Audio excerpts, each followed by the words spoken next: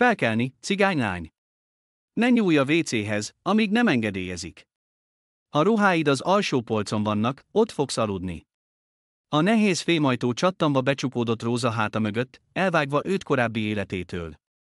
A kamra közepén állt, kezében egy vékony csomaggal, amelyben egyszerű holmia volt, körülötte pedig már szűk körben álltak a nők, kíváncsiak, éberek, veszélyesek. Na, mutasd, mit hoztál? Nyúlt a csomag felé egy nagy darab, rövidre nyírt, felhasított szemöldökű nő. Róza nyugodtan a szemébe nézett, és halkan mondta, semmi, ami neked hasznos lehet. A cellában megdöbbenés hullámzott végig. A felvágott szemöldökű nő lassan leengedte a kezét, és összeszűkítette a szemét. Honnan tudod, mire van szükségem? Sokat tudok. Róza letette a csomagot a neki kijelölt polcra, és kiegyenesítette a szoknyáját. És sokat látok. A kamera elcsendesedett. Vaságyak, kopott szürke festék a falakon, nyitott WC a sarokban, egy darab szövetekkel elkerítve. Hirtelen minden háttérbe szorult. A nők, a nagyon fiataloktól az őszekig, azonos, kifakult ruhákban, egyre növekvő érdeklődéssel nézték az új jövevényt. Zója, a felvágott szemöldökű, nyilvánvalóan a főnök ebben a kitaszítottak birodalmában, közelebb lépett, és Rosa fölé hajolt. Na, cigánylány, mondd el a nénikéknek, miért kerültél ide, és ne hazudj, mert messziről megérzem a hazugságot.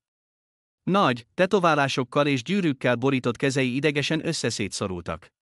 Zója háta mögött fenyegetően állt még két nő, fiatalabbak, de ugyanolyan farkas tekintettel. Róza egy lépést sem hátrált. Hosszú, vörös szalaggal átkötött szoknya az övéig ért, arany fülbevalóiban és gyűrűiben a mennyezeten lógó lámpa halvány fénye tükröződött. Csalás, válaszolta nyugodtan. Azt mondták, hogy becsaptad az embereket, amikor jósoltál nekik. De hát nem csaltam. Nevetett fel az egyik fiatal nő Zója háta mögött. Nem, Róza megrázta a fejét. Én látom a sorsot. És a te sorsod is hamarosan megváltozik. Ilyet suttogás futott végig a cellán. Valaki keresztet vetett, valaki a bal válla fölött köpött. Zója gonoszul elmosolyodott. Na gyere, cigánylány, bizonyítsd, hogy nem sarlatán vagy. Jósolj! Csak vigyázz, ne csalj, mert nem fejezte be a mondatot, de a fenyegetés a feszült légkörben lógott a levegőben. Néhány nő a falhoz húzódott, hogy ne vegyék észre őket. Mások éppen ellenkezőleg, közelebb jöttek. Add a kezed! Mondta egyszerűen Rosa. Zója kihívóan kinyújtotta széles tenyerét, amely tele volt sebhelyekkel és tetoválásokkal. Rosa a kezébe vette a nő kezét, amely kicsi, de erős volt, és egy pillanatra lehúnyta a szemét. Amikor kinyitotta, valami ismét megváltozott az arcán. Fekete, aranyszikrákkal csillogó szeme mintha elhomályosult volna, és Rosa más hangon, csendesen, távolságtartóan kezdett beszélni. A fiad él, de azt hiszi, hogy elhagytad. Zója megrezzent, mintha ütést kapott volna. Elsápadt, mit beszélsz? Az én leszkám 5 évvel ezelőtt motorbalesetet szenvedett. Nem, Róza megrázta a fejét, még mindig nem engedve el Zója kezét. Hazudtak neked. Holnap megtudod az igazságot arról, ki állított téged. Valaki a kamera távoli sarkában idegesen, hitetlenül felnevetett, de a nevetés elhalt, amikor Zója hirtelen megfordult, és villámló tekintettel nézett rá. Hazudsz, cigánylány, sziszegte, de hangjában már nem volt meg a korábbi magabiztosság. Még a hullaházból származó igazolást is megmutatták nekem. Hamisítvány. Rosa végül elengedte a kezét, és halkan hozzátette, a te férfid. Azt akarta, hogy elmenj a melóra, és amikor letartóztattak, elvette a fiút, és azt mondta neki, hogy te hagytad el őket. Eladta a lakásotokat, és Saratovba költözött. Zója hátralépett. Arcvonásai eltorzultak, szemei teljesen vadak lettek. Te nem talált szavakat. A többi nő most félelemmel és tisztelettel vegyes érzésekkel nézett Rosára. Honnan tudsz Valerkáról? Végül kinyögte Zója. Ki mondta neked? Senki. Mondom, látom. Rosa leült a neki kijelölt hely alsó polcának szélére. A nagymamám, Evdakia is látta. Ez a vérünkben van. Zója nehezen leült a szomszédos ágyra. Ha hazudsz Leskaról, holnap megtudod, ismételte halkan Rosa. Most pedig mondd el, hol mi van. A kamera fokozatosan felélénkült, kilépve a kábultságból. A nők beszélgettek, kíváncsi, óvatos pillantásokat vetve az újoncra. Valaki kopogott a fűtőcsövön, ami a szomszédos cellába adott jel volt. Itt nálunk. Zoya karjával körbejelölte a helyiséget, furcsa módon megnyugodva a jóslat után. A WC ott van. A sorrend a rangidősök szerint van. A vizet takarékoskodunk. A tartályt naponta egyszer töltik fel. A kenyeret egyenlően osztjuk. Aki morzsákat lop, az pofont kap. Napközben nem lehet az ágyon feküdni, csak ülni lehet. A tévét este 1 órára bekapcsolják, ha a főnök jóindulatú. Szárazan, üzleties hangon beszélt, de nem vette le Rózsáról a súlyos tekintetét. És 1 hónap múlva ezeken a falak között bekövetkezik valami, ami sok ember sorsát megváltoztatja, mondta hirtelen Rosa, valahova Zoya mellett nézett.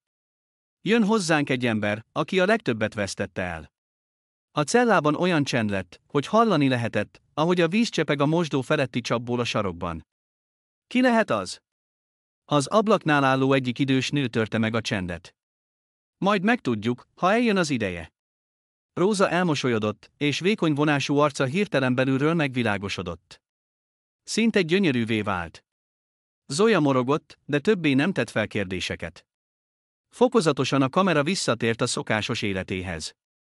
Valaki foltozta a fehér neműjét, valaki a padlón ülve kártyázott, valaki a sarokban pletykált. Rosa kibontotta a csomagját, és gondosan elrakta a kevés holmiát. A szomszédos cellából tompa sírás hallatszott. Ott egy nagyon fiatal lány ült, akit kábítószerkereskedelem miatt ítéltek el. A hülye már 3. napja üvölt, rázta a fejét az öreg, ráncos arcú nő. Otthon a kicsi a nagymamánál maradt. És neked hányadik, Petrovna? Kérdezte a másik. 3. Már mind felnőttek, hála Istennek. Van unokám is. A beszélgetés a gyerekekre terelődött, mint sok nőnél, akiket megfosztottak a legdrágábbtól. Valaki a kitűnő fiával dicsekedett, valaki a rosszalkodó lányára panaszkodott, valaki könnyekkel a szemében emlékezett vissza arra, hogy a kicsik alvó apjukat hagyták magukra. Róza csendben hallgatott, majd hirtelen halkan, szinte suttogva énekelni kezdett. Az ismeretlen szavak egy ősi cigány altatódalból áradtak a kamra dohos levegőjébe. Sovec hevari, sovetu deltebler racikajr esypsilonere kryes ocna tudikl. Senki sem értette a szavakat, de mindenki érezte azok jelentését a szerelemről, a védelemről, a csillagokról, amelyek az ablakon néznek be, az álomról, amely nyugalmat hoz. Róza hangja, mély és mély, úgy tűnt, hogy a szív legmélyéig hatolt. Fokozatosan elcsendesedtek a beszélgetések. Még a legkeményebb nők is elhallgattak, egy pontot bámulva, emlékezve elhagyott, elveszett, elfelejtett gyermekeikre.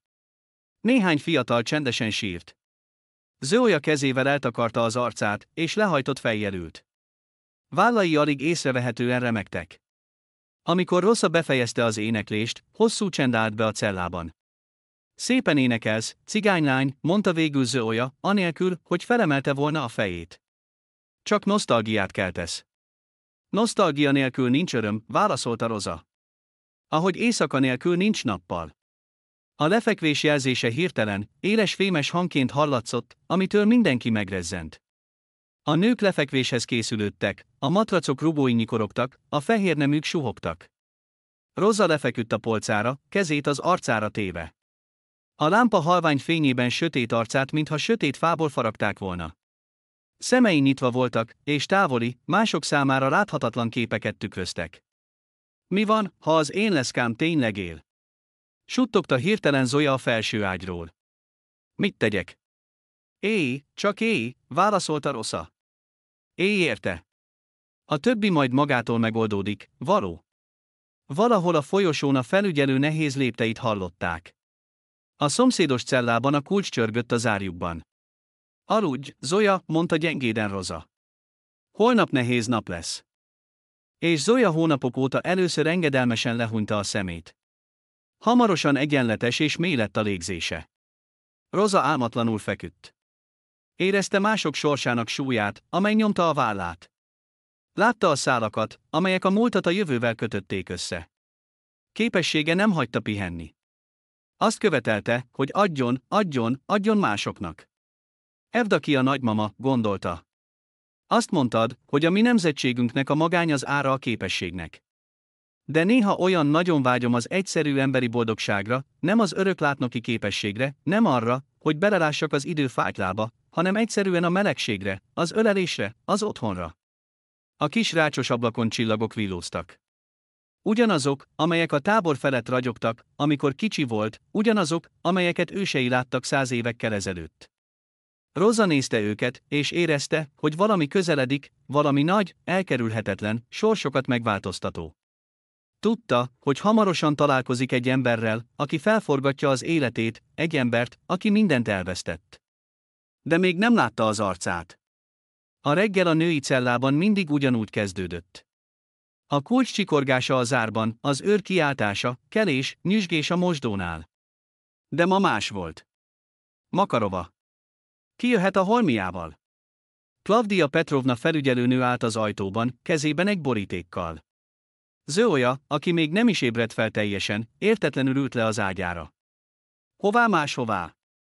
Sehová. Miért? Klavdia Petrovna odanyújtotta neki a borítékot. Sürgős levél neked. És a főnök hív. A cellában szinte tapintható csend telepedett. Minden nő lélegzett visszafolytva nézett Zóára, majd Rozára, aki a polcán ült, és fából készült fésűvel fésülte hosszú fekete haját. Zója remegő kézzel vette át a borítékot. Ismeretlen, szögletes, sietős kézírás. Makarovtól, személyesen. Mi ez? Motyogta, miközben felbontotta a papírt. Aztán elkezdte olvasni, és minden sorral durva, szélfutta arca, mintha elolvadt volna, felfedve azt, amit évek szenvedései rejtettek el, egy gyermekét elvesztett anya arcát, aki hirtelen megtudta, hogy a gyermeke él. Lesénka! Sóhajtotta, és a boríték kiesett a kezéből. Istenem, Lesénka! Rosa felemelte a fejét, és ránézett, de nem mondott semmit. A tekintetük találkozott, és Zója szemében olyan keveredett meg a megdöbbenés, a hála és a hitetlenség, hogy a szavak feleslegessé váltak. Öltöz fel, Makarova, sürgette a felügyelő. A főnök nem szeret várni. Zója mintha felébredt volna. Valamivel megsimította rövid haját, és elhúzta Robát. Hogy nézek ki így? Nem szépségversenyre hív téged, mosolygott Klavdia Petrovna. Mozogj már! Mielőtt kiment, Zója Rosa felé fordult. Cigánylány, te! Elakadt, nem tudta, mit mondjon annak az embernek, aki egyetlen mondattal visszaadta neki az élet értelmét. Menj, mondta gyengéden Rosa. A fiad vár. Borovikov ezredes irodája az adminisztratív épület 3. emeletén volt. Masszív ajtó, rajta a tábla, a fogdavezető, felirattal, nehéz függönyök a ablakokon, széf a sarokban. A falakon a ország vezetői portréi, kifakult dicsérő oklevelek, tűz esetén alkalmazandó evakuációs terv. Andrej Ivánovics asztala tele volt aktákkal, pirosak a titkosak, kékek a szolgálati használatra szántak, és szokásos barna mappákkal. A hamutartó, tele cigarettacsikkekkel, tanúskodott az álmatlan éjszakáról. Borovikov maga az ablaknál állt, kezeit a háta mögé téve. Magas, feszes, makulátlanul vasalt egyenruhában. Gondosan nyírt, hátrafelé fésült halántékkal. Csak a mély ráncok a szeme körül és a homlokán lévő redő árulta el korát és fáradtságát. Engedje meg, Andrej Ivánovics! Krylova kapitány, az asszisztense benézett az ajtón. Elhoztam Savejevát, ahogy parancsolta. Borovikov megfordult, és szürke, mintha az időtől kifakult szemével figyelmesen végigmérte a belépő cigánylányt. Vezesse be! Rosa átlépte az irodája küszöbét. Sötét szemei nyugodtan fürkészték a teret és az előtte álló embert. Nem tűnt ilyetnek, nem tűnt letörtnek, mint a legtöbb fogvatartott, akiket a szőnyegre hívtak. Savejeva Rosa Nikolajevna, 1959-ben született, cigány, jelentette Krylova, miközben belenézett a személyes aktába. 147. cikk, 3. rész. Különösen nagy összegű csalás. Előzetes következtetés.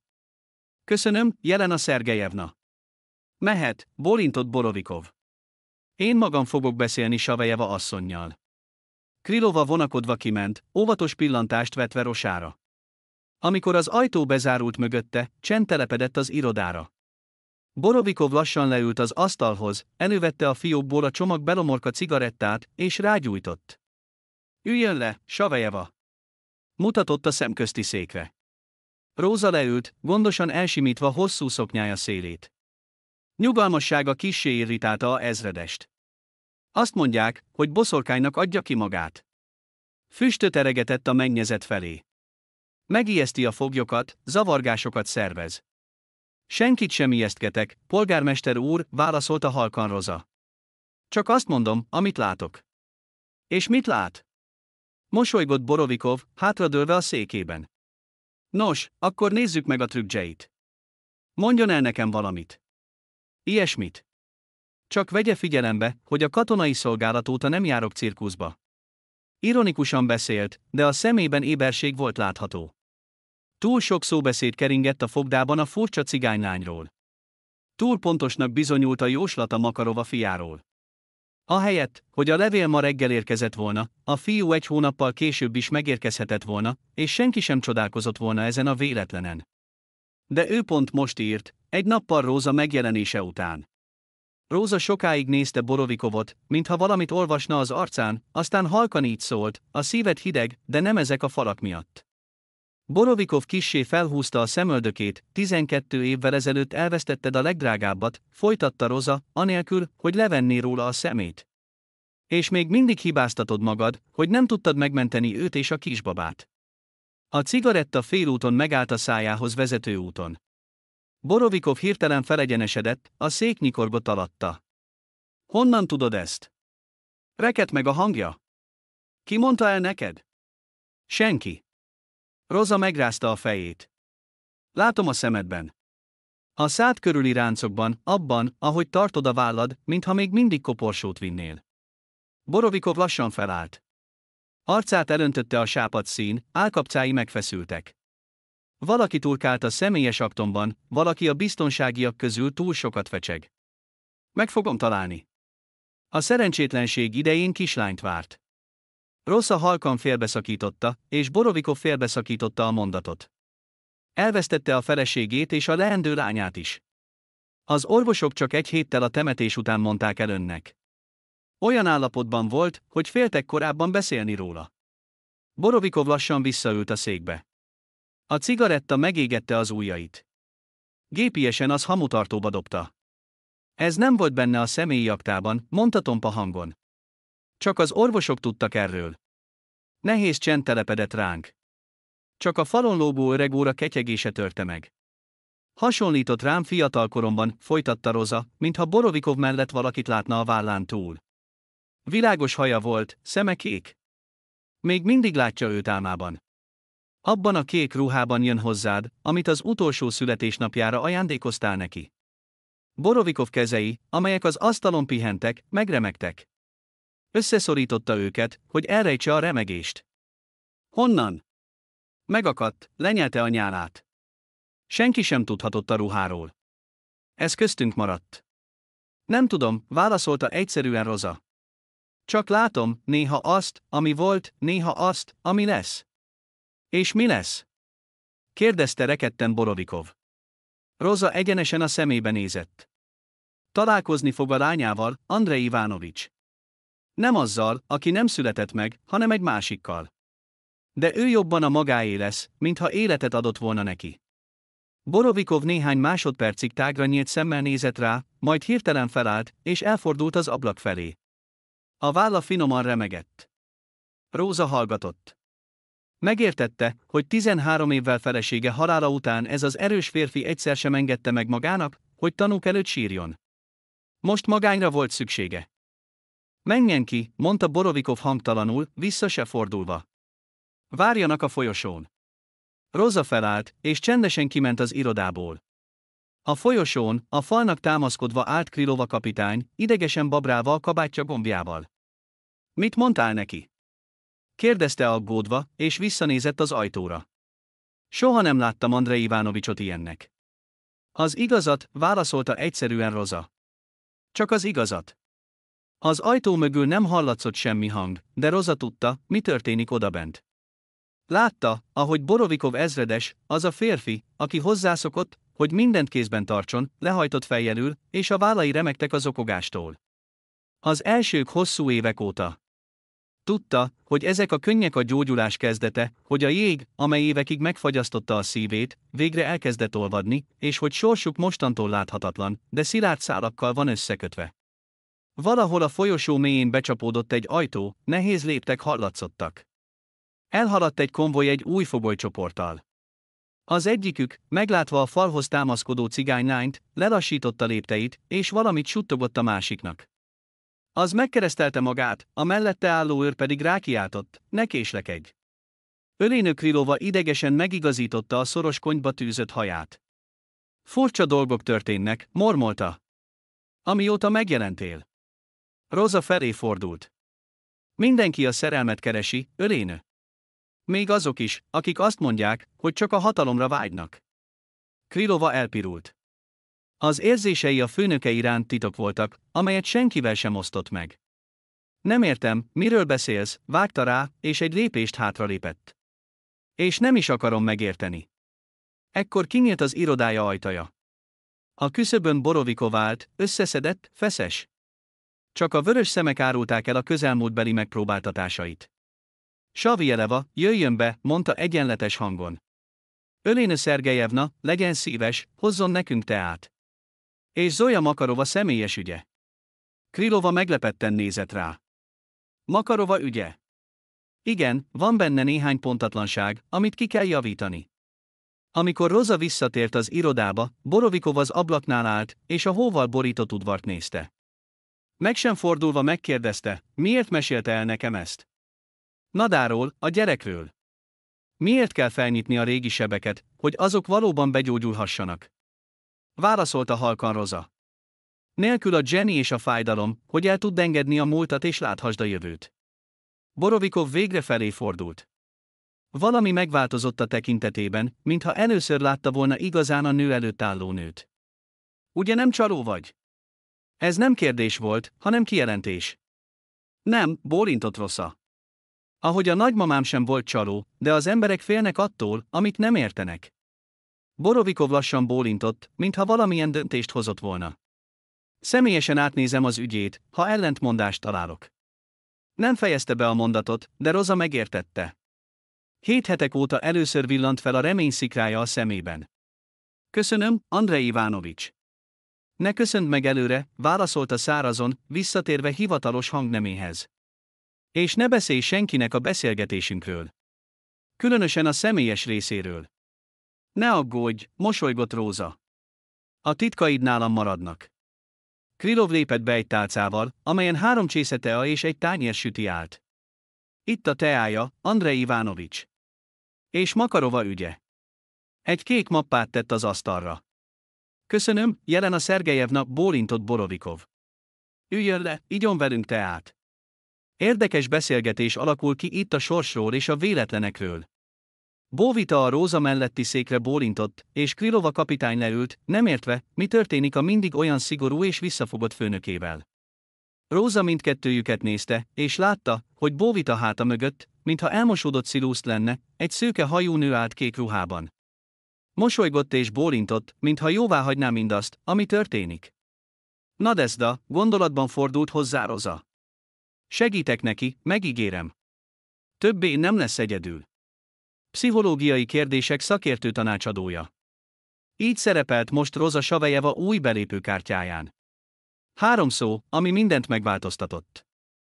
3 szó, amely lehetővé tette számára, hogy elhagyja a celláját, kísérettel járjon a fogdában, és már nem gyanúsítottként, hanem valakiként üljön a kihallgatószobában. Rosa maga sem tudta pontosan meghatározni új szerepét. A cellában lévő nők most tisztelettel és félelemmel vegyes érzésekkel néztek rá. Már mindenki ismerte Zoja Makarova történetét, akinek a fia életben maradt, és most rendszeresen látogatta meg. A fiú vékony arcú volt, és a szemében egyszerre ragyogott a remény és a bizalmatlanság. Róza csak ránézett, amikor útjaik keresztezték egymást az adminisztratív épületben. Te vagy az, köszönöm neked, mondta Zoja zavartan, mielőtt elment volna a következő találkozóra. Nélküled azt hinném, hogy Leska az enyém. Nem fejezte be a mondatot, elfordult, és a tenyerével letörölte valamit a szeméből. Rosa csak bólintott. Túl jól megértette ennek a nőnek az érzéseit, akinek ritka ajándék jutott osztályrészül a falak között. A harmadik kihallgatószoba volt a legkisebb és a legkényelmetlenebb. A falakról lepattogzott a festék, a mennyezetet sárga foltok borították a szivárgásoktól, kemény fémszékek, egy nyikorgó asztal, amelynek fiókjában generációk nyomozói hagyták hátra üzeneteiket, felirataikat, karikatúráikat, cigarettacsikkeket. Rosa a sarokban ült, észrevétlen, csendes. Ugyanazt a hosszú szoknyát és fehér blúzt viselte. Borovikov megengedte neki, hogy ne viseljen börtönruhát, mert tudta, hogy ez fontos a méltóságának megőrzése szempontjából. Burcev nyomozó, egy fáradt arcú, kopaszodó férfi előtt egy vékony, 30 év körüli férfi ült kopott bőrcsekiben, a bizományi boltból történt lopás ügyének tanúja. Tehát, Lamaikin úr, ön azt állítja, hogy április 7-én éjjel látta, ahogy a gyanúsított Szerogin 2 rubin televíziót vitt ki a bizományi boltból. Az nyomozó már harmadszor is monoton hangon ismételte ezt. Lamaikin idegesen bólintott, ujjaival dobolva az asztalon. Szeme a szobában járt, sehol sem állva meg hosszabb ideig. Pontosan így van, nyomozó úr, a saját szememmel láttam. Az egyiket a kezében, a másikat a hóna alatt cipelte. Hajnali 3 órakor, teljes sötétségben pontosította Burcev, és hangjából egyértelműen kiderült, hogy egy szót sem hisz. Ott égett a lámpa. A sarkon. Rosa csendben figyelte a tanút, ahogy remegnek a kezei, ahogy folyamatosan a kabátja bal zsebéhez nyúl, ahogy vándorol a tekintete. Aztán halkan köhintett Burcev felé fordult. Majdnem megfeledkezett a furcsa cigánylány jelenlétéről, akit az ezredes küldött, hogy segítsen a bonyolult esetekben. Mondani szeretne valamit, Savejeva asszony? Rosa felállt, és lassan odament az asztalhoz. Lomakin felnézett rá, és hirtelen elsápadt, mintha szellemet látott volna. Ez az ember hazudik, mondta Rosa halkan, de a csendes szobában hangja tisztán hallatszott. Nézze meg a kezeit. Nem izgalomtól remegnek, hanem attól, hogy tegnap pénzt kapott. Sok pénzt. Élete első alkalommal. Lomaikin megrezzent, és eltávolodott tőle. Mit beszél ez? Milyen pénz? A bal zsebében van egy nyugta, rajta annak a nevével, aki fizetett, folytatta Rosa, figyelmen kívül hagyva az ellenvetését. A zsebét fogja, attól tartva, hogy elveszíti. Azt hiszi, hogy a nyugta nélkül nem fogja kifizetni a maradékot. Most már a nyomozó is elsápadt. Lamaikin úr, mutassa meg a zsebeinek tartalmát. Nincs joguk hozzá, kiáltotta a tanú, felugorva. Ez önkényesség. Panaszt fogok tenni. De Burcev már hívta a kíséretet. 5 perc múlva Lamaikin bal zsebéből elővettek egy 4-szer hajtogatott papírlapot, amelyen a következő, ügyetlenül írt szöveg állt: én, Kotovésnő, Lamaikinnek 100 000 rubel előleget fizettem. Lamaikinnek éjjé. Szerjoginam elleni tanúvallomásért a fennmaradó 100 000 rubelt Lamaikinnek fizetem. Éjjé a bíróság. Aláírások, Kotovésnő, Lamakin. A tanút a cellába vitték, immár hamis tanúskodás gyanúsítottjaként. Burcev, az erős férfi, aki már mindent látott az életében, csodálattal és babonás félelemmel nézett Rosára. Hogyan? Hogyan csináltad? Rosa csak vállat vont. Egyszerűen csak látom, amit mások nem vesznek észre. Ezután a gyöngyösi cigányasszonyhoz, ahogy a fogdában elnevezték, sorban álltak a nyomozók. Mindenki azt akarta, hogy ő is jelen legyen a kihallgatáson, különösen, ha az ügy bonyolult vagy zavaros volt. Másodszor Rosát egy fiatal lány kihallgatására hívták meg, akit mostoha apja meggyilkolásával vádoltak. A 18 éves Vera Kolesnikova már 1 hónapja ült a cellában, és nem volt hajlandó vallomást tenni. Most is ott ült, lehajtott fejjel, és egyet mondva, nem emlékszem. Sápadt, lesoványodott, zúzódásokkal a szeme alatt. Rosa, aki a sarokban ült, felállt, és csendesen odament a lányhoz. Letérdelt előtte, a szemébe nézett, majd óvatosan megérintette a vékony, rágott körmökkel rendelkező kezét. Ő emelte rád először a kezét, kislány, mondta gyengéden. Csak védekeztél, de a csapás nem oda talált, ahová céloztál. Vera megremegett. Szemeiben rémület villant. Honnan jöttél? Látom a sebhelyeket. Rosa óvatosan eltolta a hajtincset, felfedve a lány halántékán lévő vékony, fehér heget. És nem csak a testén. Vera először sírt az egész fogság alatt. Először halkan, majd egyre hangosabban, zokogva és szavakkal fuldokva. Részegen jött haza, azt mondta, hogy mostantól én vagyok az anyám helyett, mert anya kórházban van, miután ő megütötte, én pedig csak meg akartam ijeszteni egy késsel. De ő nevetett, és kinyújtotta a kezét. Csak a kezét akartam megérinteni. Csak a kezét. A nyomozó sietve bekapcsolta a diktafont, Rosa pedig csak fogta a lány kezét, amíg az elmesélte a szörnyű történetét. A történetet, amit félt elmesélni, mert félt, hogy nem hiszik el, hogy elítélik. Azt mondják, hogy ő kérte, provokálta a férfit. A kihallgatás végén a nyomozó halkan azt mondta Rosának, köszönöm, ellenőrizzük a vallomását, de úgy tűnik, valóban önvédelem volt. A lányt óvadék ellenében el lehet engedni. Nem is tudom, hogy csinálja ezt. Csak hallgatok, válaszolta Rosa. Nem csak a szavakat, hanem a gondolatokat is. A harmadik eset volt a legdrámaibb. A városba érkezett egy magas rangú tisztviselő a régióból.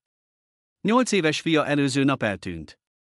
A fiút már egy napja keresték az erdőben, a folyóban, elhagyott épületekben. A keresést mentők, kutyások kutyákkal, a rendőrség és önkéntesek végezték. Borovikov Rosát az irodájába hívta, ahol a keresési művelet parancsnoksága gyűlt össze. A fáradt emberek, alváshiánytól vörös szemekkel, a város térképei fölé hajoltak. Biztos benne, Andrej Ivánovics? Kérdezte szkeptikusan a tartományi központból érkezett őrnagy, a színes szoknyás cigánylányra pillantva. Biztos vagyok benne, válaszolta röviden Borovikov. Róza Nikolajevna, tudna nekünk segíteni? Róza csendben ült, kezeit a térdén összekulcsolva. Az asztalon előtte egy mosolygó, szeplős kisfiú fényképe feküdt, akinek az első fogai között egy kis rés volt. Adjanak nekem valamit a holmiából, kérte halkan. Elhozták a folyóparton talált hátizsákot, benne füzetekkel, tolltartóval és egy meg nem evett almával. Róza sokáig tartotta a kezében, csukott szemmel. Aztán ránézett a fiú apjára, a kimerült, vörös szemű férfire. Életben van. Megrémült, éhes. Láza van. A szobában megkönnyebbült sóhaj hallatszott. A fiú apja előrehajolt. Hol van?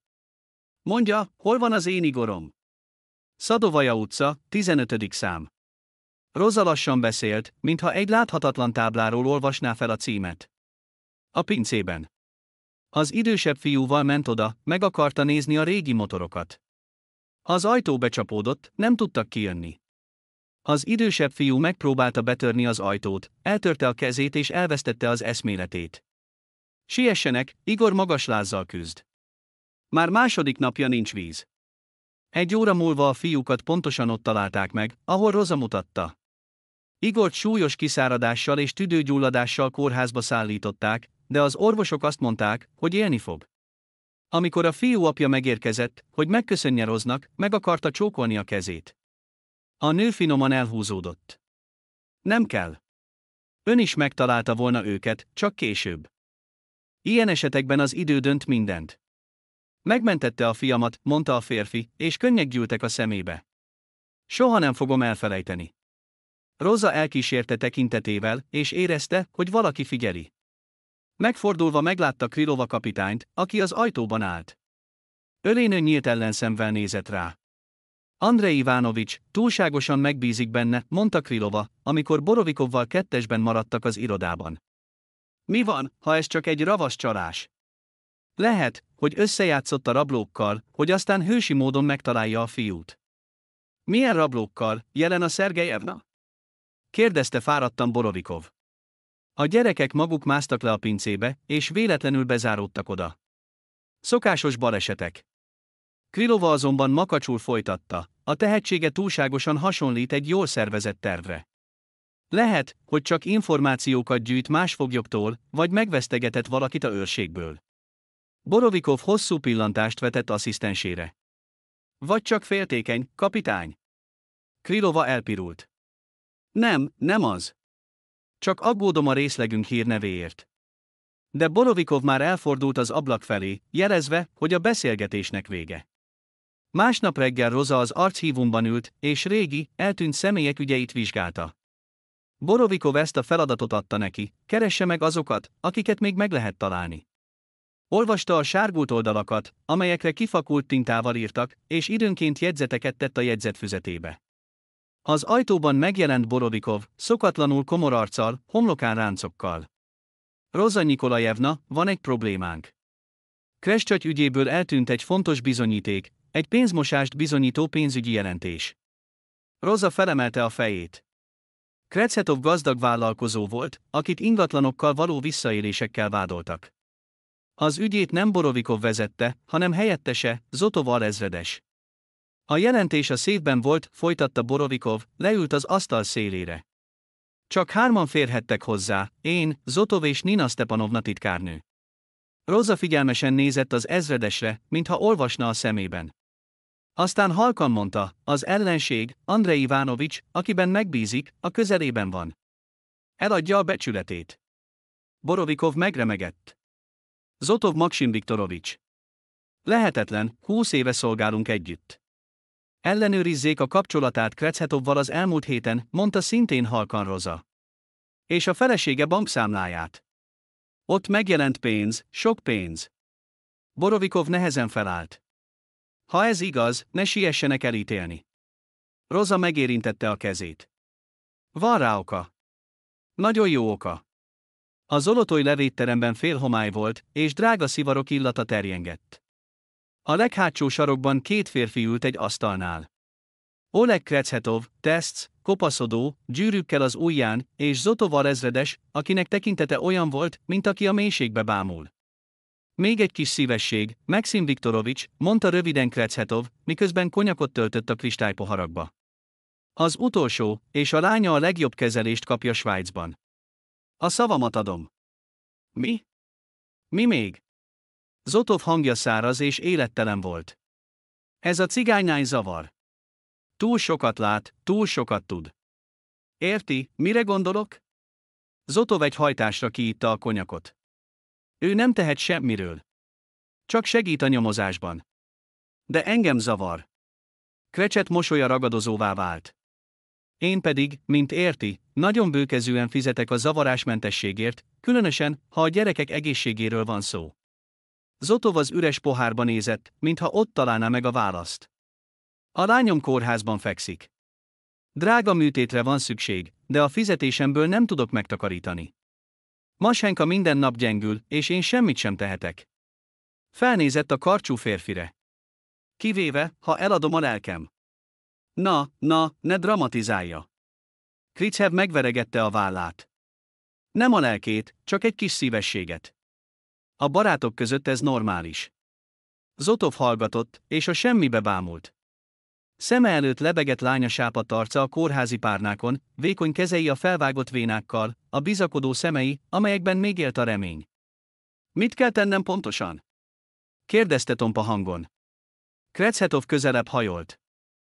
Csak meg kell győznöd a főnöködet, hogy a cigánylány csaló, hogy mindenkit becsap, babonákra játszik, hogy legalább a tárgyalásom idejére el kell különíteni.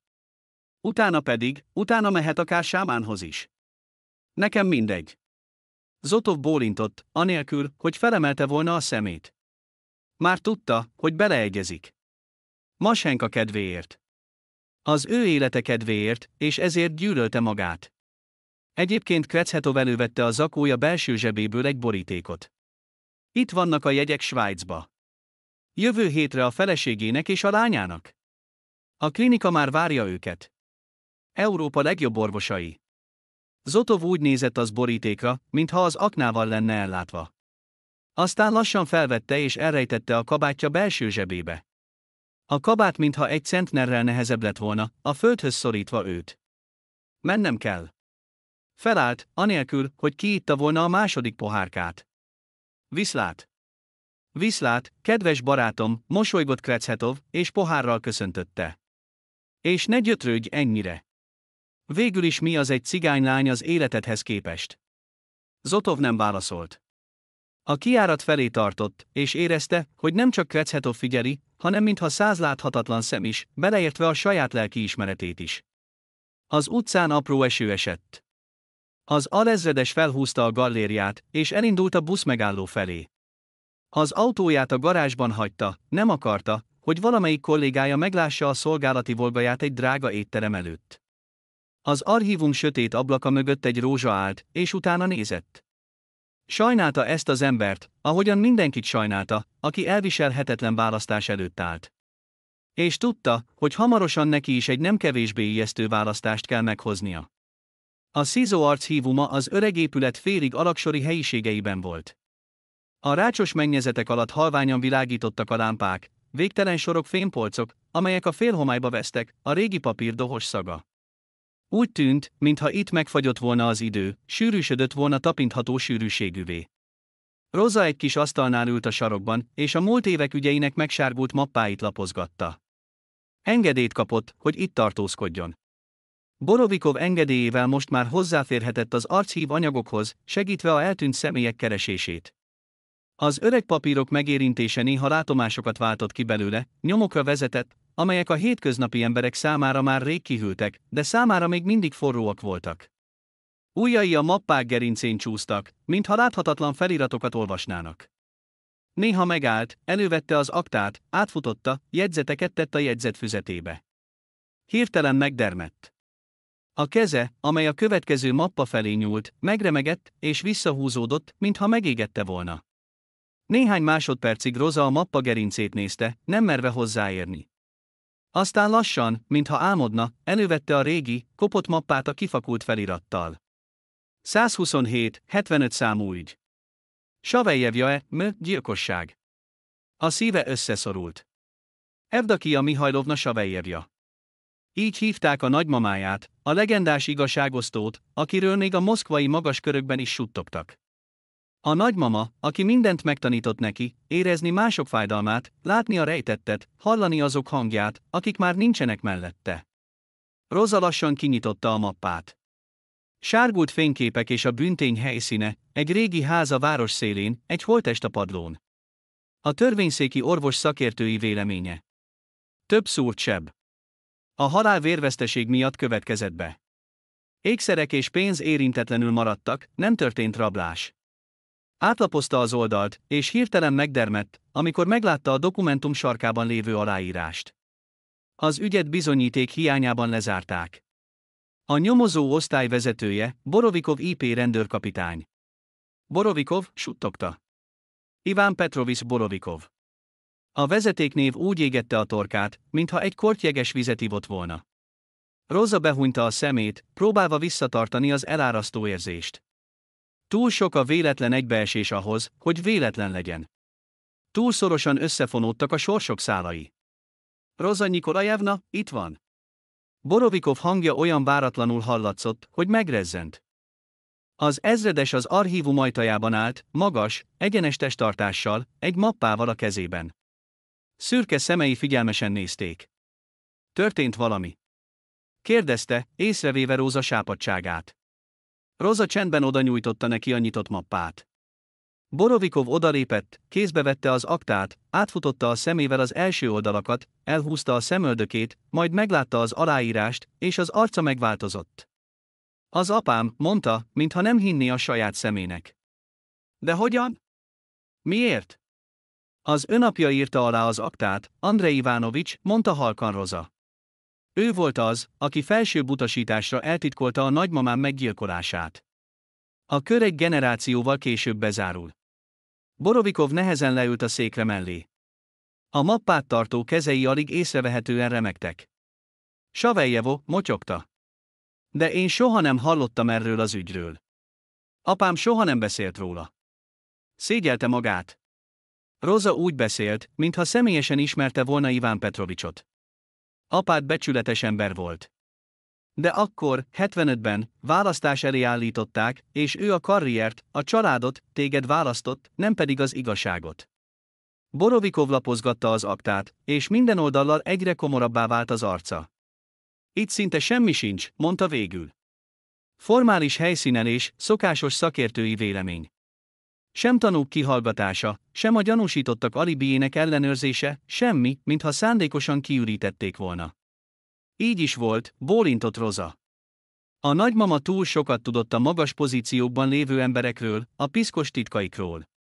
Partiszervezeti tagok és magas rangú katonák feleségei keresték fel.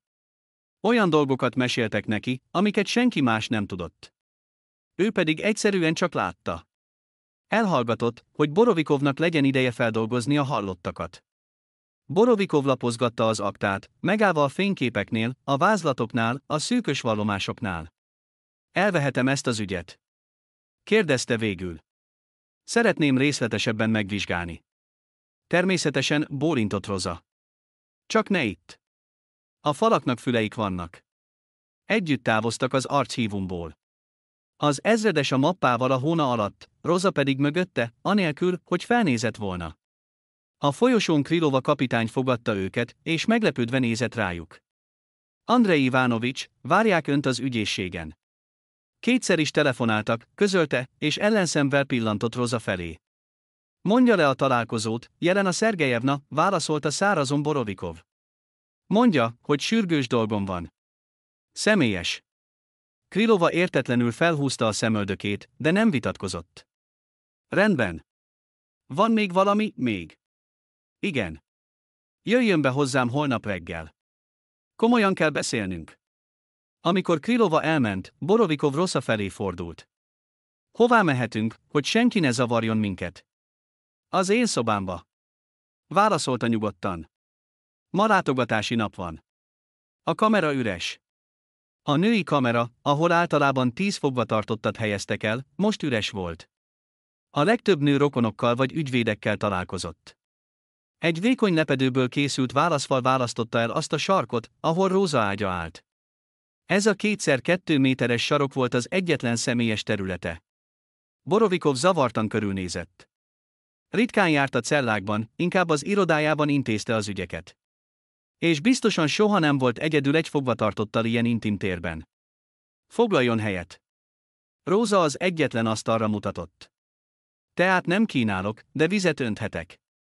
Nem kell, Borovikov letette a mappát a fal melletti kis asztalra. Meséljen el mindent az elejétől. Roza leült az ágy szélére, és összekulcsolta a kezét a térdén. A nagymamámat, Evdakia Mihajlovnát 1975. szeptemberében ölték meg. Éjszaka, a saját házában, 4 készúrással a szívébe. A hangja nyugodt volt, mintha nem a saját családja tragédiájáról mesélne, hanem valami olyasmiről, ami idegen emberekkel történt. Akkor még kicsi voltam, csak 10 éves, a szüleimmel egy másik városban éltem, de éreztem a halálát. Éjszaka felébredtem sikoltozva. Anyám azt mondta, hogy sikoltoztam, megölik a nagymamát. Segítsenek! Reggel pedig megérkezett a távirat. Borovikov hallgatott, nem szakította meg. Arcát nem lehetett kiolvasni, de a szemében valami villant, vagy együttérzés, vagy aggodalom. Aztán megérkezett a nyomozó, egy fiatal, ideges férfi, kérdéseket tett fel, feljegyzett valamit, és egy hét múlva minden véget ért, az ügyet lezárták. Ismeretlen személy, így írták, de a nagymama halála előtt még sikerült a padlóra karcolnia. Milyen? Kérdezte feszülten Borovikov. Majsev, válaszolta halkan Roza. Akkor ő volt a párt regionális bizottságának második titkára. Viktor Stepanovics Majsev. Nem sokkal a gyilkosság előtt a nagymama jósolt a feleségének, és elmondott neki valamit, amit nem lett volna szabad tudnia. Borovikov megdörgölte az orrát. De honnan tudod a nevet a padlón? Az ügyben egy szó sem esik róla. A feliratot megsemmisítették. Roza vállat vont. De anya elmondta. Látta azt az üzenetet a padlón, mielőtt apád elrendelte, hogy tüntessék el a nyomokat. Felállt, és odament a falhoz szögezett kispolchoz. Onnan elővette egy régi kartondobozt, nyitotta ki. Belül fényképek, levelek, apróságok, gyöngyök, szalagok, kiszáradt virágok. Aztán átnyújtotta Borovikovnak a kifakult fényképet. Ez Evdakia nagymama. Borovikov mellette állva vette a képet, és alaposan megnézte. A fotón egy idős cigányasszony volt látható, hosszú őszcopfal, kendőben, amelyet különleges módon kötöttek meg, és egy csoport rendőrtiszt. Közöttük egy fiatal kapitány, aki pontosan úgy nézett ki, mint Borovikov fiatalkorában. Apa, sóhajtott. De miért? Miért fényképezkedett vele? Ez a gyilkosság előtt történt, magyarázta Roza. Egy hónappal korábban megköszönték a nagymamának, hogy segített felderíteni egy gyermekrablást. Akkor megmutatta, hol keressék, ahogy én is azzal a fiúval, Igorral. És az apja jött megköszönni. Aztán később más ügyben jött. Borovikov sokáig nézte a fényképet, majd Rosára nézett. Gondolja, hogy az apám részt vett a gyilkosságban. Nem, válaszolta határozottan. De segített elrejteni az igazságot. Nyomás alatt, természetesen, megfenyegették, talán az édesanyja életével. Talán a te életeddel. Általában így tesznek azok, akik a hatalomban vannak. Megtalálják a gyenge pontot, és ott támadnak. Borovikov letette a fényképet az asztalra, majd felvette az aktát, és újra lapozgatni kezdte. A sors nem véletlen, ezredes, mondta halkan Roza, ránézve. Azért találkoztunk, hogy helyrehozzuk, ami rosszul történt. Az apja nem tehet róla. Fiatal volt, és parancsot teljesített. De most van választási lehetősége. Borovikov felnézett rá. Milyen választási lehetőség? Az, hogy a szíve parancsát kövesse, és ne a felülről érkező parancsot. Róza most más hangon beszélt, mélyen, hangosan, egyáltalán nem úgy, mint általában. Elutasítani a pénzt, amit a Krecsek ajánlani fog. Nem hinni a hazugságoknak, amiket Zotov fog rólam mondani. Végigvinni a dolgot, még ha ez a karrieredbe is kerül. Borovikov hirtelen becsapta a mappát. Honnan tudsz Krecsekről? A pénzről? Mondtam, látom, válaszolta egyszerűen Roza. De ez nem fontos. Az a fontos, hogy mit kell tennie. Magáért, nem értem. Odalépett hozzá olyan közel, hogy érezte a hajából áradó finom gyógynövényillatot, és látta az aranyos szikrákat a sötét szemek mélyén. A mi nemzetségünk női tagjai mindig az igazságért fizetnek magányossággal, suttogta. Félek szeretni téged, Andrej Ivánovics, félek, hogy bajt hozok magamra. Borovikov ránézett, képtelen volt elfordítani a tekintetét. Valami történt közöttük, valami, ami nem volt köze sem a nyomozáshoz, sem a régi, megoldatlan ügyekhez. Valami egyszerű és örök, mint maga az élet. Az apám, mondta rekedten, egy lépést hátralépve, élete végén sokat ivott. Álmatlanságban szenvedett. Akkor már a hatóságoknál dolgoztam, de nem értettem, mi történik vele. Ő pedig folyton azt ismételgette, fiam, nem minden parancsot kell végrehajtani. Ezt jegyezd meg.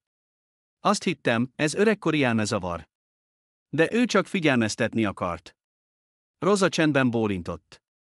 Gyakran dúdolt valami furcsa dallamot, folytatta a Borovikov, a semmibe bámulva. Különösen, amikor részeg volt. Soha nem tudtam megérteni, mi ez a dal. Nem orosz volt, hanem altatódal, mondta halkan Roza. Cigányaltatódal. És hirtelen ugyanazzal a mély hanggal énekelt, amely még a leghangosabb nőket is elhallgattatta a cellában.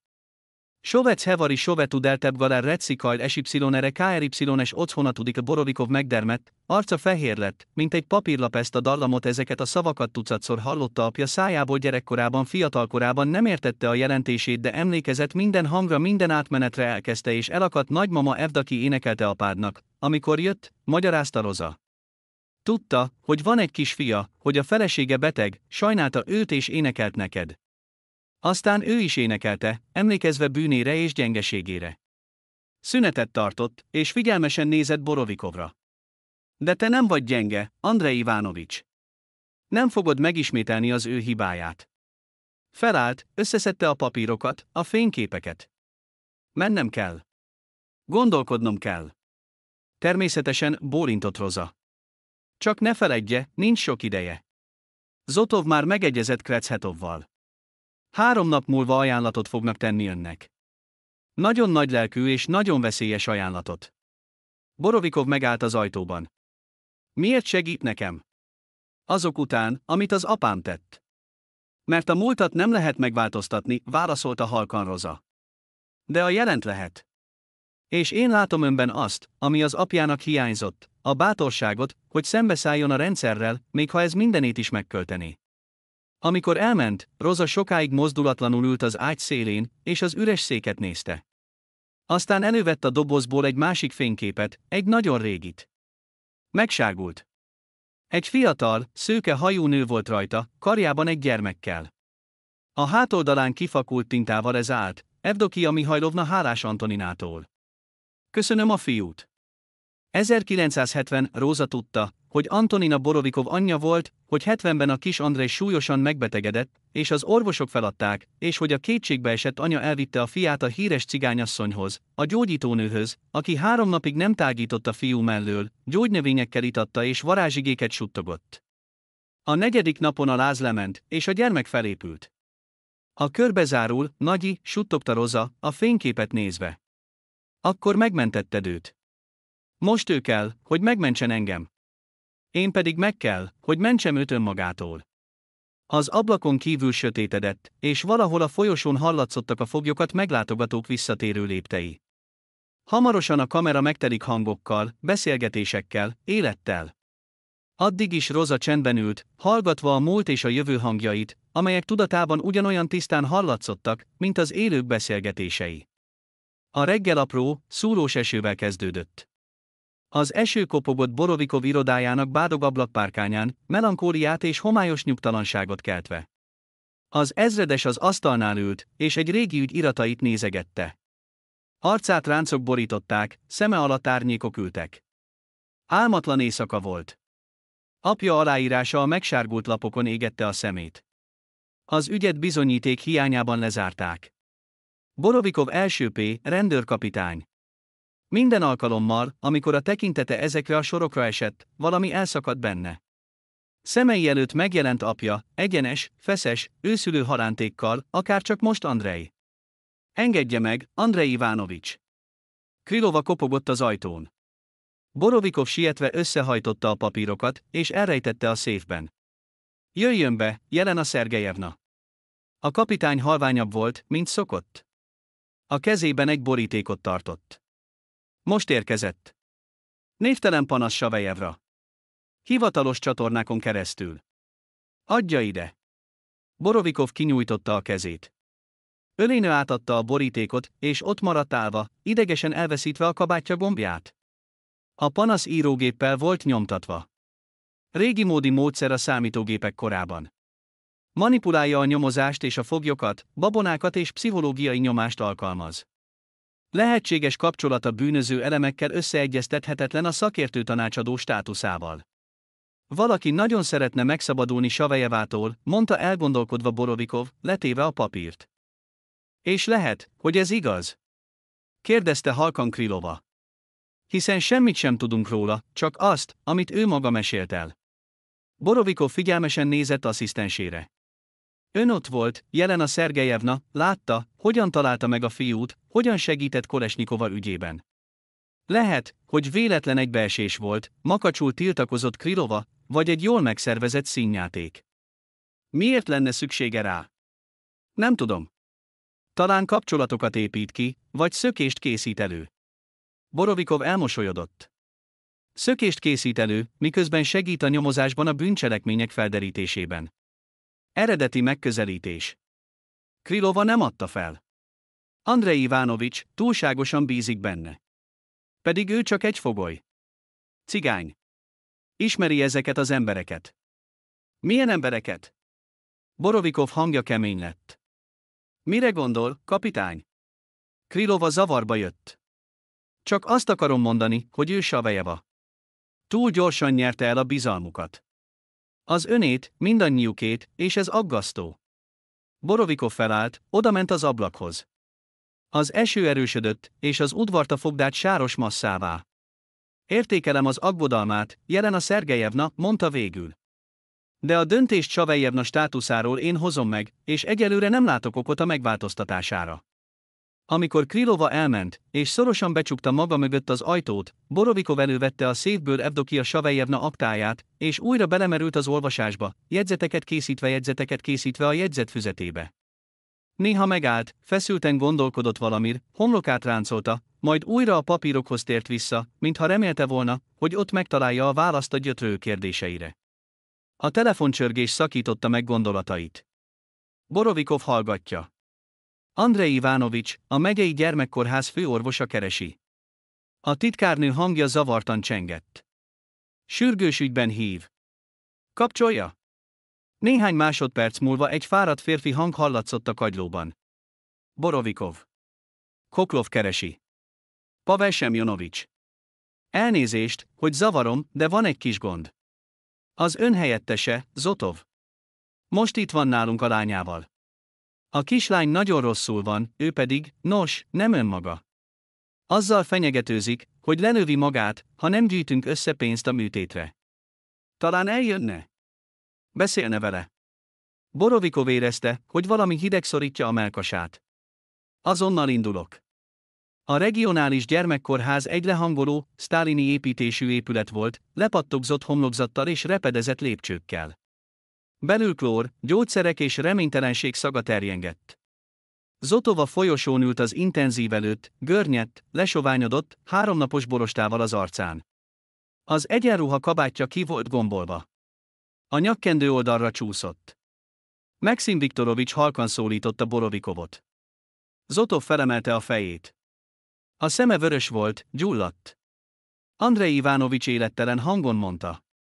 A főorvos telefonált, tehát valami baj van Maszával. Borovikov leült mellé. Haldoklik, válaszolta egyszerűen Zotov.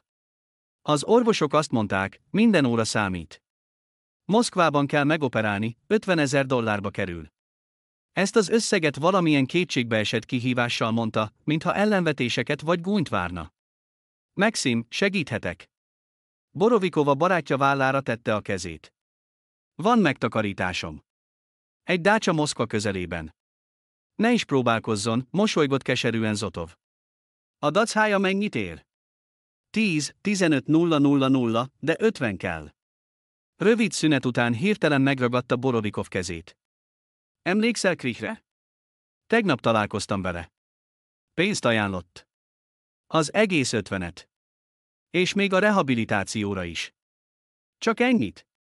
Kérdezte halkan Borovikov, bár már tudta a választ. El kell tüntetni a cigánylányt, sóhajtott Zotov. Elrejteni valahova? Egy izolátorba, egy másik börtönbe. Csak addig, amíg a tárgyalása véget nem ér. Borovikov lassan levette a kezét Zotov válláról. Érti, mit kér, Maxim Viktorovics? Értem, mondta Zotov kétségbe esetten. Értem, de nincs más választásom. Masenka haldoklik. Most már szinte kiabált. Megérteni, ha gyerekei lennének. Nem bírom nézni, ahogy szenved. A szemközti szobából egy nővér nézett ki, és nem tetszéssel rázta a fejét. Zotov elhallgatott, és ökölbe szorította a kezét. Menjünk innen, mondta halkan Borovikov. Beszéljünk a friss levegőn. Kimentek a kórház belső udvarára, egy kis négyzet alakú helyre, ahol 2 pad és néhány csenevész lilalkácbokor állt. Az eső elállt, de az ég továbbra is alacsony, szürke és nyomasztó volt. Figyeljen, Andrej Ivánovics, Zotov most halkan, de kétségbeesett elszántsággal beszélt. Nem magamért kérem, hanem a lányomért. Csak 12 éves. Az egész élet előtte áll és Savelyjevának. Borovikov szintén halkan kérdezte. Neki csak a börtön áll előtte. Azért, mert látja, ami nem kedvező Krecsetovnak. De mi a különbség? Robbant ki Zotov. Egy cigánylány egy gyermek élete ellen. Mit kell itt választani? Borovikov hallgatott, és valahova a beszélgető partnerén túlra nézett. Aztán megkérdezte, és ha nem egy cigányról lenne szó. Ha Krecsetov valaki mást kérne, hogy álljon be helyette, például engem? Ne mondjon butaságokat. Zotov idegesen rágyújtott, és elrejtette a szemét. Az teljesen más. Savelyeva már is nyomozás alatt áll csalásért börtönbüntetésre számíthat, mi pedig csak felgyorsítjuk a folyamatot. És megvédjük a többieket. Mitől védjük meg őket? Borovikov figyelmesen nézett Zotovra. Igazolja? Zotov beleszívott, füstöt eregetett. Andrej Ivánovics, ne tegyen tönkre. Távolítsa el a cigánylányt, és én hallgatok a magáéról. A rajongásáról iránta. Szünetet tartott, hogy szavai hatni tudjanak. Ha nem egyezik bele, minden fel fog kerülni. Arról, hogy bezárkóznak kettesben, és arról, hogy az ő javára fordítja a dolgokat. Azt hiszi, senki sem látja. Borovikov fájdalommal és sajnálattal nézett helyettesére. Szóval így állunk, Maxim. Zsarolás. Nem zsarolás, hanem túlélés. Zotov elfordította a tekintetét. Értsd meg, a lányomért mindenre képes vagyok. Mindenre. Te is az lennél. Ha a helyemben lennél. Borovikov felállt. Sajnálom a lányát, Maxim Viktorovics. Őszintén sajnálom, de amit ő javasol, mi? Kérdezte Zotov kihívóan. Szemet hunyni egy cigánylány felett, ideiglenesen elszigetelni őt a kutyától. De olyanok, mint ő, több ezer ül börtönben az országban. És akkor mi van? Nem dőlt össze a világ. Nekem össze fog dőlni, válaszolta halkan Borovikov. Megfordult, és elindult a kórház udvarának kijáratához. Zotov utána kiáltott, Andrej, gondold át még egyszer. Egy gyermek életéről van szó. Borovikov megállt, megfordult. Találok pénzt Masha műtétjére, megígérem, de nem ilyen áron. A Zolotoy Levben ebben az órában nem volt sok ember. Krecsetov a szokásos asztalánál ült a sarokban, és jégkockás viskályt kortyolgatott. Amikor Borovikov megjelent az ajtóban, a üzletember arcán meglepetés villant fel, amelyet gyorsan barátságos mosoly váltott fel. Andrej Ivanovics, micsoda kellemes meglepetés. Üljön le, igyon valamit. Borovikov leült vele szembe, de nem kért italt. Ügyben vagyok, Oleg Anatoljevics. Komolyban. Mindig készen állok a komoly beszélgetésekre. Krechetov jelezett a pincérnek, hogy ne jöjjön közelebb. Különösen a törvény képviselőivel. Zotov beszélt önnel a lányáról.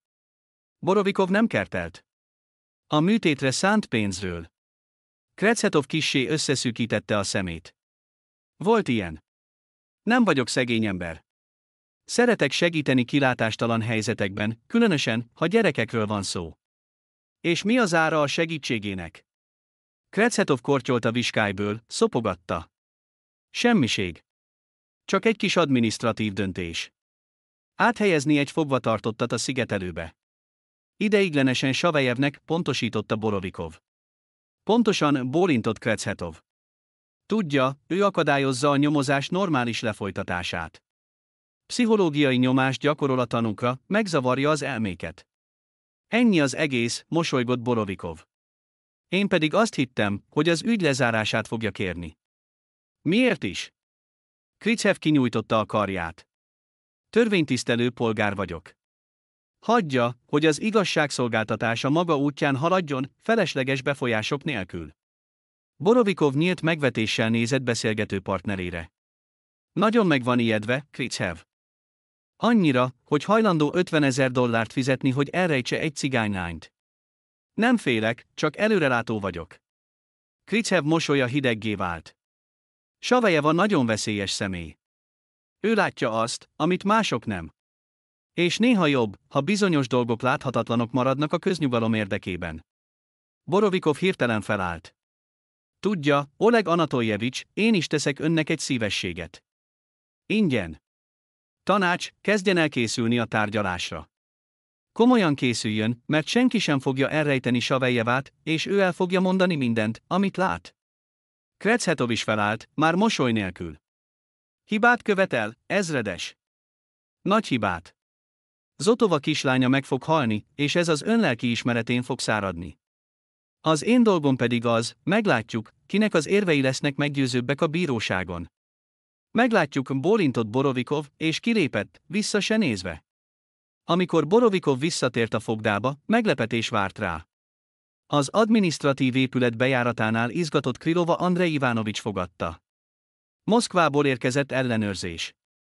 Figyelmeztetés nélkül törtek be, és első dolgukként a mi tanácsadónk iránt érdeklődtek. Hol van? Borovikov érezte, hogy belül minden összeszorul.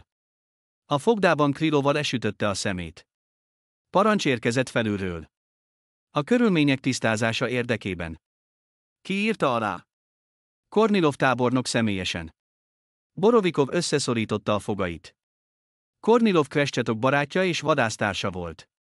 Tehát az üzletember úgy döntött, hogy nem várja meg az ő beleegyezését. Látni akarom, mondta határozottan Borovikov. De ott ellenőrzés van. Még mindig én vagyok a főnök ebben a fogdában, kapitány, vágta rá Borovikov. És amíg nem váltanak le, jogom van bármelyik fogvatartottal találkozni. A fogda az öreg épület alaksorában volt.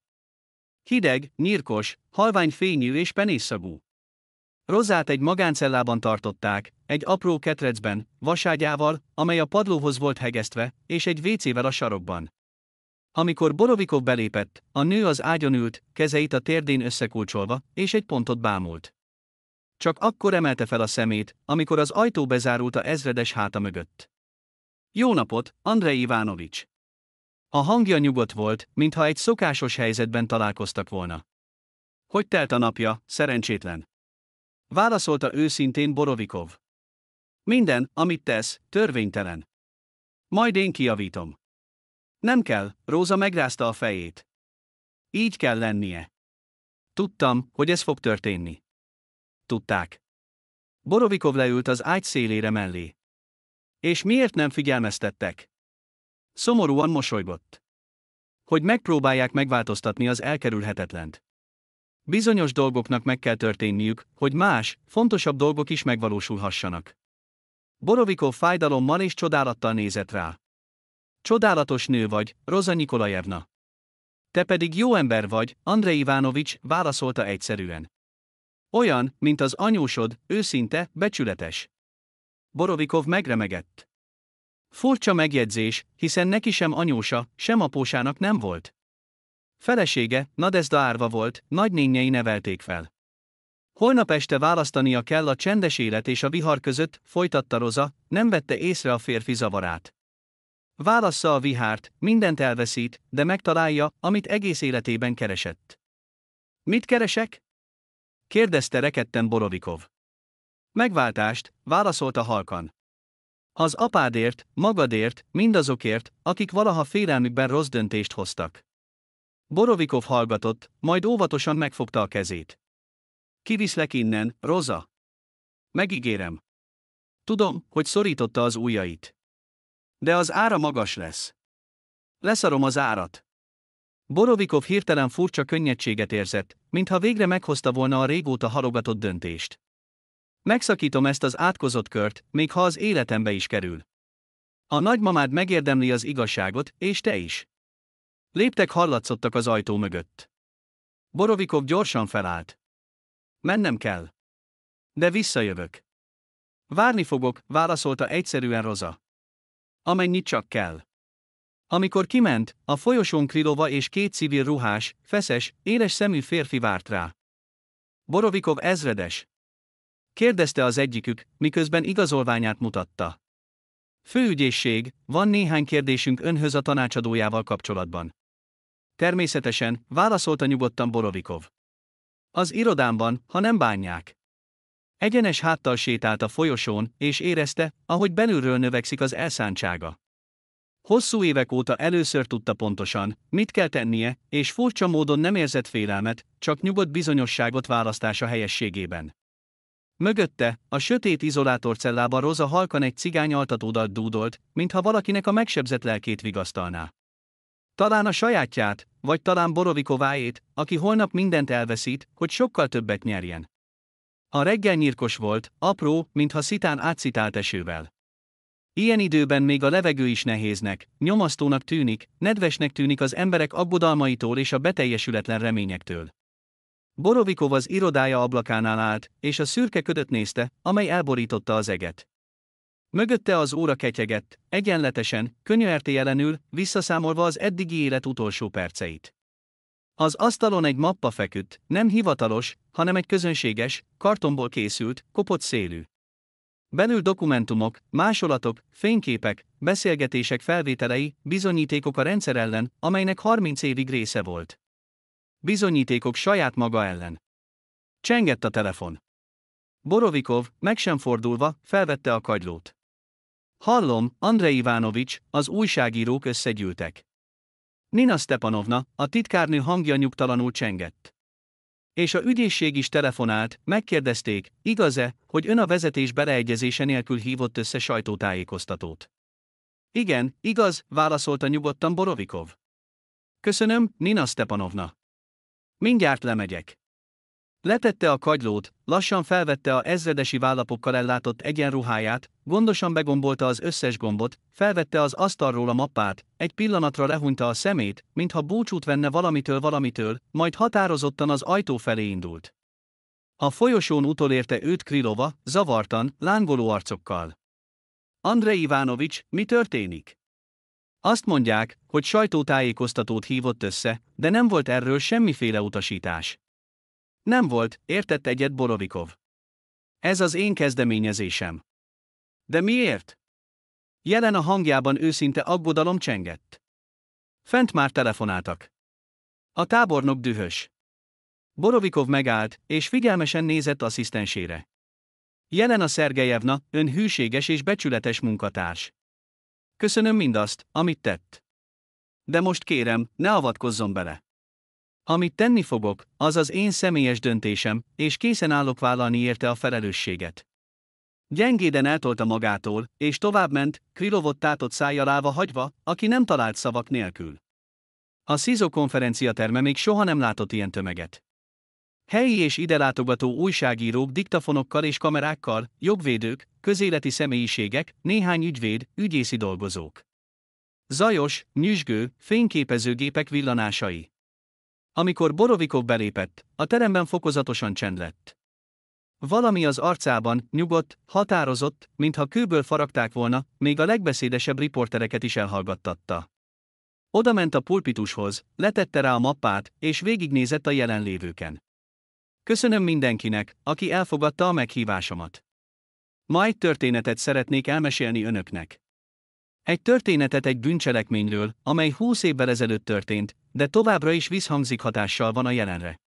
Borovikov halkan beszélt, de a terem teljes csendjében minden szava tisztán hallható volt. Elmesélte Evdokia Szavajova 1975-ös meggyilkolását, hogy az ügyet felsőbb utasításra lezárták, hogy a gyilkosság összefüggésben állt a legfelsőbb hatalmi körökben elterjedt korrupcióval, és hogy hogyan zárult a kör, amikor a meggyilkolt nő unokája, Roza Savejevna hamis vádak alapján a székhelyén lévő előzetes letartóztatási intézetbe került. Az apám, Iván Petrovics Borovikov rendőrségi kapitány. Andrej egy pillanatra elakadt, de aztán határozott hangon folytatta. Ő volt az, aki aláírta a döntést az ügy lezárásáról. Parancsot teljesített, mint sokan mások abban az időben. De most én, a fia, nem tudom és nem is akarom megismételni a hibáját. Kinyitotta a mappát, és elkezdte mutatni a dokumentumokat, fényképeket, vázlatokat. Az újságírók lázasan írtak a jegyzetfüzeteikbe. A kamerások közelről vették a bemutatott bizonyítékokat. Savejova ügye csak a jéghegy csúcsa, folytatta Borovikov. Mögötte egy rendszer áll, amelyben az igazságot feláldozzák a hatalmasságok érdekei, amelyben az őszinte emberek megtörnek, a tisztességtelenek pedig virágoznak. Elővette a kazettát, és behelyezte az előrehozott magnóba. Ez a felvétel tegnap készült. Beszélgetés köztem és Oleg Krechetov üzletember között, aki megvesztegetést ajánlott nekem azért, hogy izoláljam Roza Savejevát, és ne engedjem tanúskodni az ügyében. A hangszórókból Krechetov hangja hallatszott. Nem vagyok szegény ember. Szeretek segíteni kilátástalan helyzetekben, különösen, ha gyerekekről van szó. Borovikov leállította a felvételt. Krechetov $50,000 ajánlott felállítólag a helyettesem, Zotov lányának kezelésére. Valójában ez megvesztegetés volt a hallgatásért, azért, hogy az igazság ismét el legyen temetve. A teremben egyre nagyobb zúgást támadt. Néhány ügyész sietve kimentek, és elővették a mobiltelefonjaikat. Roza Savejevá jelenleg előzetes letartóztatásban van. Borovikov hangja egyre keményebb lett. Kornilov tábornok parancsára, aki, mint sejthetik, Krechetov közeli barátja. Csalással és szélhámossággal vádolják. Valójában azért izolálták, mert ő látja az igazságot, és másoknak is segít látni. Kigombolta a kabátja felső gombját, mintha fulladozna. Leveszem a vállapjaimat, de nem veszem le magamról a felelősséget az igazságosságért. Hangja visszhangzott a csendes teremben. A lelkiismeretem drágább nekem, mint bármelyik ren. A fényképezőgépek vakúja most már folyamatosan villogva világították meg Borovikov arcát, ikonná, a rendszer elleni ellenállás szimbólumává téve őt. Igen, szerettem ezt a nőt, mondta hirtelen, és a teremben olyan csend lett, hogy az emberek lélegzetvételét is hallani lehetett.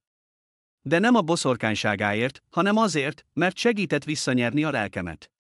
Segített megérteni, hogy mit jelent igazi embernek lenni, és nem csak egy fogaskeréknek a igazság elnyomásának gépezetében. Az ajtóban megjelentek civil ruhás emberek, azok, akik a főügyészségtől jöttek ellenőrzésre. Komoran figyelték a történteket, nem merve beavatkozni a sajtó ilyen nagy tömege miatt. Készen állok minden kérdésre válaszolni. Borovikov végignézett a jelenlévőken, és készen állt vállalni a felelősséget szavaival. De mielőtt elkezdenék kérdezni, még egy dolgot szeretnék mondani. Az igazság nem luxus, hanem szükségszerűség. Nélküle mindannyian csak árnyékok, szellemek vagyunk, akik egy kitalált világban élnek. Én pedig igazán akarok élni, még ha ezért magas árat is kell fizetnem. A kérdések minden oldalról záporoztak, egymást túllicitálva. Az újságírók kiabáltak, hadonáztak a karjukkal. Borovikov nyugodtan válaszolt, egyértelműen nem kerülve el egyetlen, még a legélesebb kérdést sem kerülve. Amikor a sajtótájékoztató véget ért, az egyik ellenőr odalépett a tribünhöz, Borovikov ezredes, ön fel van függesztve a szolgálatból. A parancs már alá van írva. Le kell adnia a igazolványát és a szolgálati fegyverét.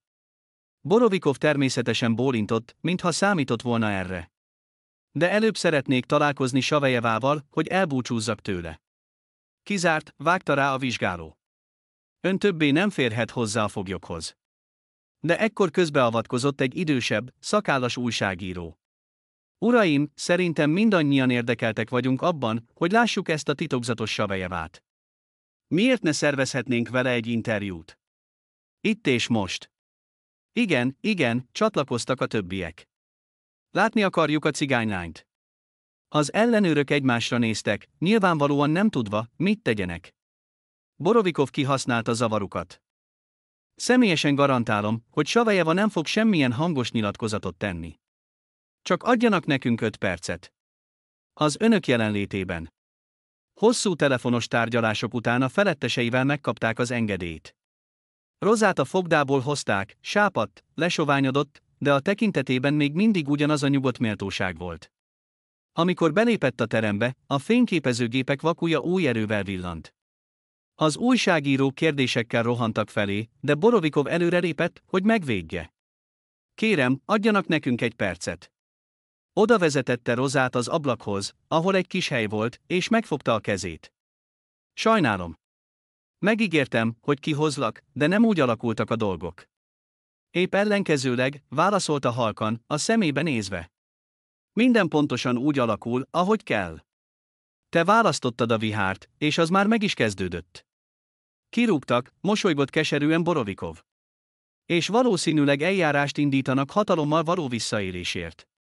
Ez csak a kezdet? Roza megszorította a kezét. Hamarosan minden megváltozik. Meglátod. Vissza kell mennetek a fogdába, szakította meg a beszélgetésüket a felügyelő. Lejárt az idő. Borovikov egy pillanatra Róza kezét az ajkaihoz emelte, nem törődve a kattogó fényképezőgépekkel. Találok módot, hogy segítsek neked. Megígérem. Tudom, válaszolta egyszerűen, és anélkül, hogy visszafordult volna, követte a kíséretet. A következő napok eseményei gyorsan alakultak. Borovikov sajtótájékoztatója először helyi, majd szövetségi szenzáció lett. Interjúját a központi csatornák is sugározták. Szavait idézték az újságok, arca a televízió képernyőin volt látható. Borovikov ellen büntetőeljárást indítottak hivatali hatalommal való visszaélés miatt. Kihallgatásokra idézték, megfenyegették, megpróbálták rávenni, hogy vonja vissza szavait. De ő kitartott, és ismételgette, minden, amit mondtam, igaz. És készen állok ezt bizonyítani. Váratlanul emberi jogi szervezetek, független újságírók és közéleti személyiségek álltak mellé. A nagy címlapok azt kiáltották, az ezredes a rendszer ellen. Az igazság drágább, mint a ren. Az őszinte rendőr ritka állat. Aztán jött a szörnyű hír. Zotov lánya meghalt. Krechetov pénzének és a moszkvai sürgősségi műtétnek ellenére a szíve nem bírta ki. A gyászba merült Zotov Borovikovhoz ment, részeg, összetört, üveges tekintettel. Meghalt, Andrej. Az én Mashenka meghalt, én pedig eladtam a lelkem. És mindezt miért? Borovikov nem szemrehányást tett volt társának, csak megölelte, hagyta, hogy a vállán kisírja magát. Másnap reggel Zotov magától jelentkezett a ügyészségen, és elmondta, hogy összejátszott Kretshetovval, hogy eltűnt bizonyítékok, a tanúkra gyakorolt nyomásról. Ez volt a fordulópont. A Krechetov elleni ügy új lendületet kapott, most már a tisztviselők megvesztegetésének bizonyítékaival. Az üzletembert őrizetbe vették, számláit zárolták. Felfedtek más, vele kapcsolatos korrupciós ügyeket is. 3 héttel a sajtótájékoztató után a Roza Savelyevová elleni ügyet felülvizsgálták és bűncselekmény hiányában megszüntették. A bíróságon, a jelenlévők tapsviharában engedték szabadon. Borovikova bíróság épületének kijáratánál várt rá, egyenruha nélkül, egyszerű polgári öltönyben, egy csokor mezei virággal a kezében. Mondtam, hogy minden megváltozik, mosolygott Roza, odalépve hozzá. Mondtad, bólintott ő, de a karrieremnek így is vége. Nem fogják visszahelyezni a posztomra. De ez nem is számít. A nő karon fogta, és lassan elindultak az utcán, a kíváncsi tekintetek kíséretében, akik felismerték bennük a közelmúltbeli tévériportok hőseit. Nem, válaszolta őszintén Borovikov. Az a helyzet, hogy végre kiderült az igazság, hogy az igazságosság diadalmaskodott, hogy a nagymamád nyugodtan alhat. A gyilkossága nem maradt büntetlenül. Elértek egy kis parkot, leültek egy padra egy öreg kleonfa alatt. Esteledett. A nap lenyugodott, és a eget gyengéd rózsaszín árnyalatokkal festette meg. Mi lesz Zotovval? Kérdezte Roza. Letartóztatták, de kegyelmet kértem, válaszolta Borovikov. Ő nem gonosz, hanem egy kétségbeesett apa, aki elvesztette a legdrágábbat. Roza elgondolkodva bólintott. És most mi lesz velünk? Borovikov megfogta a kezét. Nem tudom, de együtt vagyunk, és ez a legfontosabb. A város felett sötétedett, az első csillagok megjelentek az égen. A csendes parkban ültek a padon. A volt ezredes és a volt fogoly, 2 ember, akiknek a sorsa olyan furcsa módon összefonódott, hogy olyan mintát alkotott, amelyet sem a törvények, sem a legbölcsebb kormányok nem tudtak előre megjósolni. Tudod, mondta halkan Roza, a csillagokat nézve. Egész életemben mások jövőjét láttam, de most először látom a sajátomat. És az gyönyörű. Borovikov nem válaszolt, csak szorosabban megszorította a kezét. Hosszú ideig ültek így, amíg a lemenő nap utolsó sugarai el nem tűntek a horizonton, átadva helyüket az éjszakának, amely sötét volt, de tele csillagokkal és ígéretekkel. Csend. Igazi, mély csend, nem halott, hanem élő, lélegző, ezernyi alig hallható hanggal teli. A levelek susogása a szélben. A méhek zümmögése, a madarak távoli hangjai, a deszkák nyikorgása a nehéz lábak alatt. Roza az ablak előtt állt, belélegezve a frissen nyírt fű és a nap által felmelegített föld illatát. Hosszú copja, melyben már ezüstös szálak is megjelentek, derékig ért. A régi rönkház, amelyet 3 hónappal ezelőtt vásároltak Andrejjel, fokozatosan életre kelt, melegséggel és kényelemmel telt meg, mintha kibújna a feledés gubójából, amelyben sok éven át pihent. Ivánovka falu, eltévedve a végtelen mezők és erdősávok között, új otthonuk lett. Itt senki sem tett fel felesleges kérdéseket. Senki sem mutogatott az ujjával arra a ezredesre, aki leleplezte a korrupt embereket. Senki sem suttogott a háta mögött, és ez a cigányasszony, aki börtönben ült. Itt csak az igazi élet volt, egyszerű, őszinte, nehéz. A tea kihűl, hallatszott Andrej hangja a ház mélyéről. Roza megfordult, mosolygott, és nézte a férfit, aki szokatlanul lebarnult, kezén bőrkeményedések voltak, és tekintetében valami új, nyugodt magabiztosság látszott. Hogyan változott meg a volt ezredes ezekben a hónapokban? Mintha levetette volna a nehéz kabátot, amely alatt hosszú évekig rejtette valódi önmagát. Jövök! Elfordult az ablaktól. Mezítlábas lábai csendesen léptek a fapadlón. A konyhában méz és fűszernövények illata terjengett. Az antik, fényesre csiszolt szamovár, Andrej büszkesége, amelyet a helyi bolhapiacon vásárolt, kényelmesen pöfögött az asztalon. Mellette csészék és tányérok álltak, tele frissen szedett mézzel. Jó termés volt ebben az évben. Andrej öntötte át a csészébe, cseppentett mézet a sajátjába, és megtöltött 3 flaskát.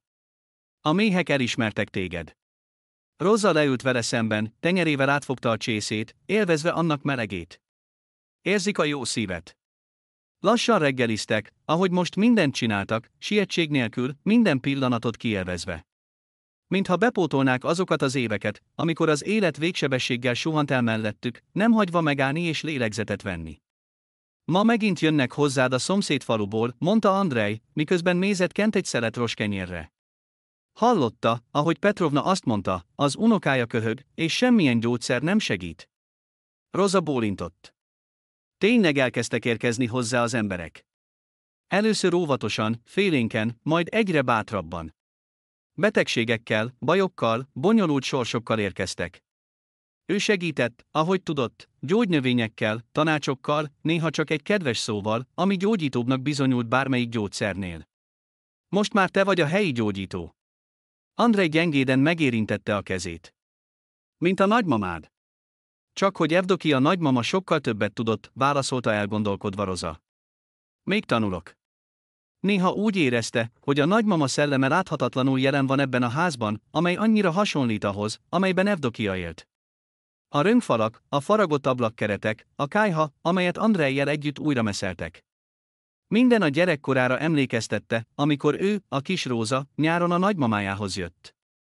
Esténként, amikor a nap lement, és az alkonyat leszállt a falura, Róza néha hallotta a nagymamája hangját, csendes, megnyugtató, ősi cigány altatódalokat dúdolva. És ilyen pillanatokban tudta, hogy minden, ami történt, az egész kanyargós útjuk Andrejjel, nem véletlen, hanem egy terv része, valahol messze, az emberi értelem határain túl. Kéz a kézben sétáltak a poros falusi úton, mint tinédzserek. Andrej már hozzászokott a helyiek kíváncsi pillantásaihoz. Szürke hajszálai és feszes testalkata, mint egy nyugalmazott ezredesé, kontrasztban állt Róza cigány szépségével, amely még mindig irítséget keltett a falusi nőkben. A szomszédos falu szélén található gyermekotthon felé tartottak. Hetente egyszer ajándékokkal, mézzel és süteménnyel érkeztek oda, amelyet Roza a nagymamája receptje alapján sütött a kertjéből származó gyümölcsökből. A gyerekek örömteli kiáltásokkal fogadták őket, körbevették őket, és kinyújtották a kezüket, hogy megnézze a sorsukat. Andrej eleinte aggódott, hogy nehéz lesz neki elviselni a gyerekek energiáját és a bánatukat egyszerre. De Roza csak a fejét csóválta. Szükségük van rá, hogy valaki ne csak árvákat lásson bennük, hanem embereket a saját sorsukkal. Még akkor is, ha ez a sors még csak most kezdődik. Ezúttal valami nem stimmelt. Alig léptek be az árvaház területére, egy síró nevelőnő rohant feléjük. Ó, hála Istennek, megérkeztek. Baj van. Masenka eltűnt. Reggel óta sehol sem találjuk. Az egész környéket átkutattuk. Melyik Masenka? Borovikov elkomorodott. Az új lányunk. 8 éves. Világos hajú, kék szemű. Teljes árva, 3 hónapja jött hozzánk. Csendes kislány, soha nem csinált rosszat. És most elszökött. Roza és Andrej egymásra néztek. Világos hajú, kék szemű kislány, olyan, mint aki Nadezda és Andrej gyermeke lehetett volna, ha nem történik a baleset. Segítünk keresni, mondta határozottan Borovikov. Gyűjtsön össze embereket. De Roza hirtelen megdermedt, becsukta a szemét, mintha valamit hallgatna. Nem kell, mondta halkan. Tudom, hol van Masenka. Hol? Csapott össze a kezeit a nevelőnő. Nálunk otthon, válaszolta egyszerűen Roza. Ő minket keres. A nevelőnő értetlenül nézett a furcsa párra, nem értve, miről van szó. De Borovikov már megszokta, hogy bízik Roza intuíciójában. Megnézzük, és azonnal jelentsük, mondta határozottan. Folytassák a keresést, minden esetre. Visszatértek Ivánovkába egy alkalmi autóval, csendben, kézen fogva, mindketten a saját gondolataikba merülve. Amikor megjelentek a falu háztetőinek, Andrej hirtelen megkérdezte, biztos vagy benne? Igen, válaszolta egyszerűen Roza. Hozzánk jön. És nem véletlenül.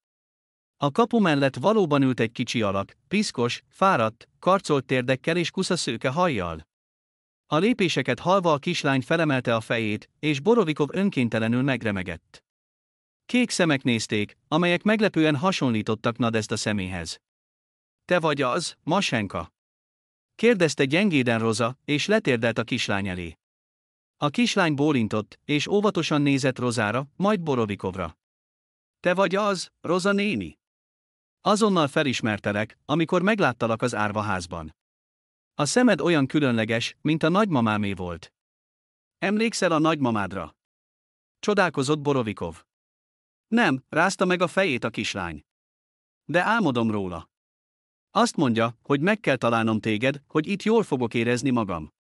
Roza csendben kinyújtotta a kezét, és Masenka bizalommal beletette a kis tenyerét. Hármasban beléptek az udvarra, és Borovikov valamilyen oknál fogva hirtelen arra gondolt, hogy most már a házuk igazán teljes lett, mintha az utolsó mozaik darab is a helyére került volna.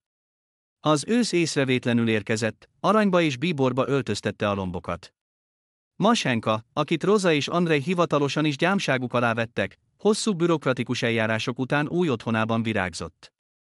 Halvány arcocskája kipirult, szemeiben élénk csillogás jelent meg, és hangos, csengő nevetése új energiával töltötte meg a házat, hármasban a tornácon, és egy nagy tálba hámozták a borsót. Mellettük a napon melegedett az öreg kutya, Rex, a szomszéd ajándéka, aki úgy döntött, hogy a gazdaságban nem lehet kutya nélkül. Roza néni, miért álmodom az öreg bácsit egyenruhában? Kérdezte hirtelen Masenka, anélkül, hogy felnézett volna a munkájából. Folyton sír és bocsánatot kér. Borovikov megdermedt. A babszemek kiesettek az ujjai közül. Milyen bácsi, Masenka? Kérdezte óvatosan Roza. Egy öreg, őszhajú, egyenruhás, mint Andrej bácsi a fotón. Azt mondja, hogy hibás, mert nem tudott segíteni egy bizonyos Evdokiának, és hogy most minden rendbe jön. Roza és Andrej egymásra néztek. Masenka nem tudhatott sem Evdokiáról, sem arról, hogy milyen volt Borovikov apja. Ez egy jó szellem, mondta gyengéden Roza, és átölelte a kislány vállát. Ő vigyáz rád és ránk. És még egy nénikém is megjelenik az álmaimban, egy kisbabával, folytatta Masenka. Olyan világos és gyönyörű. Mindig azt mondja, hogy hasonlítok rá. Borovikov elsápadt, elfordult, elrejtve hirtelen megnedvesedett szemét. Roza gyengéden megérintette a kezét.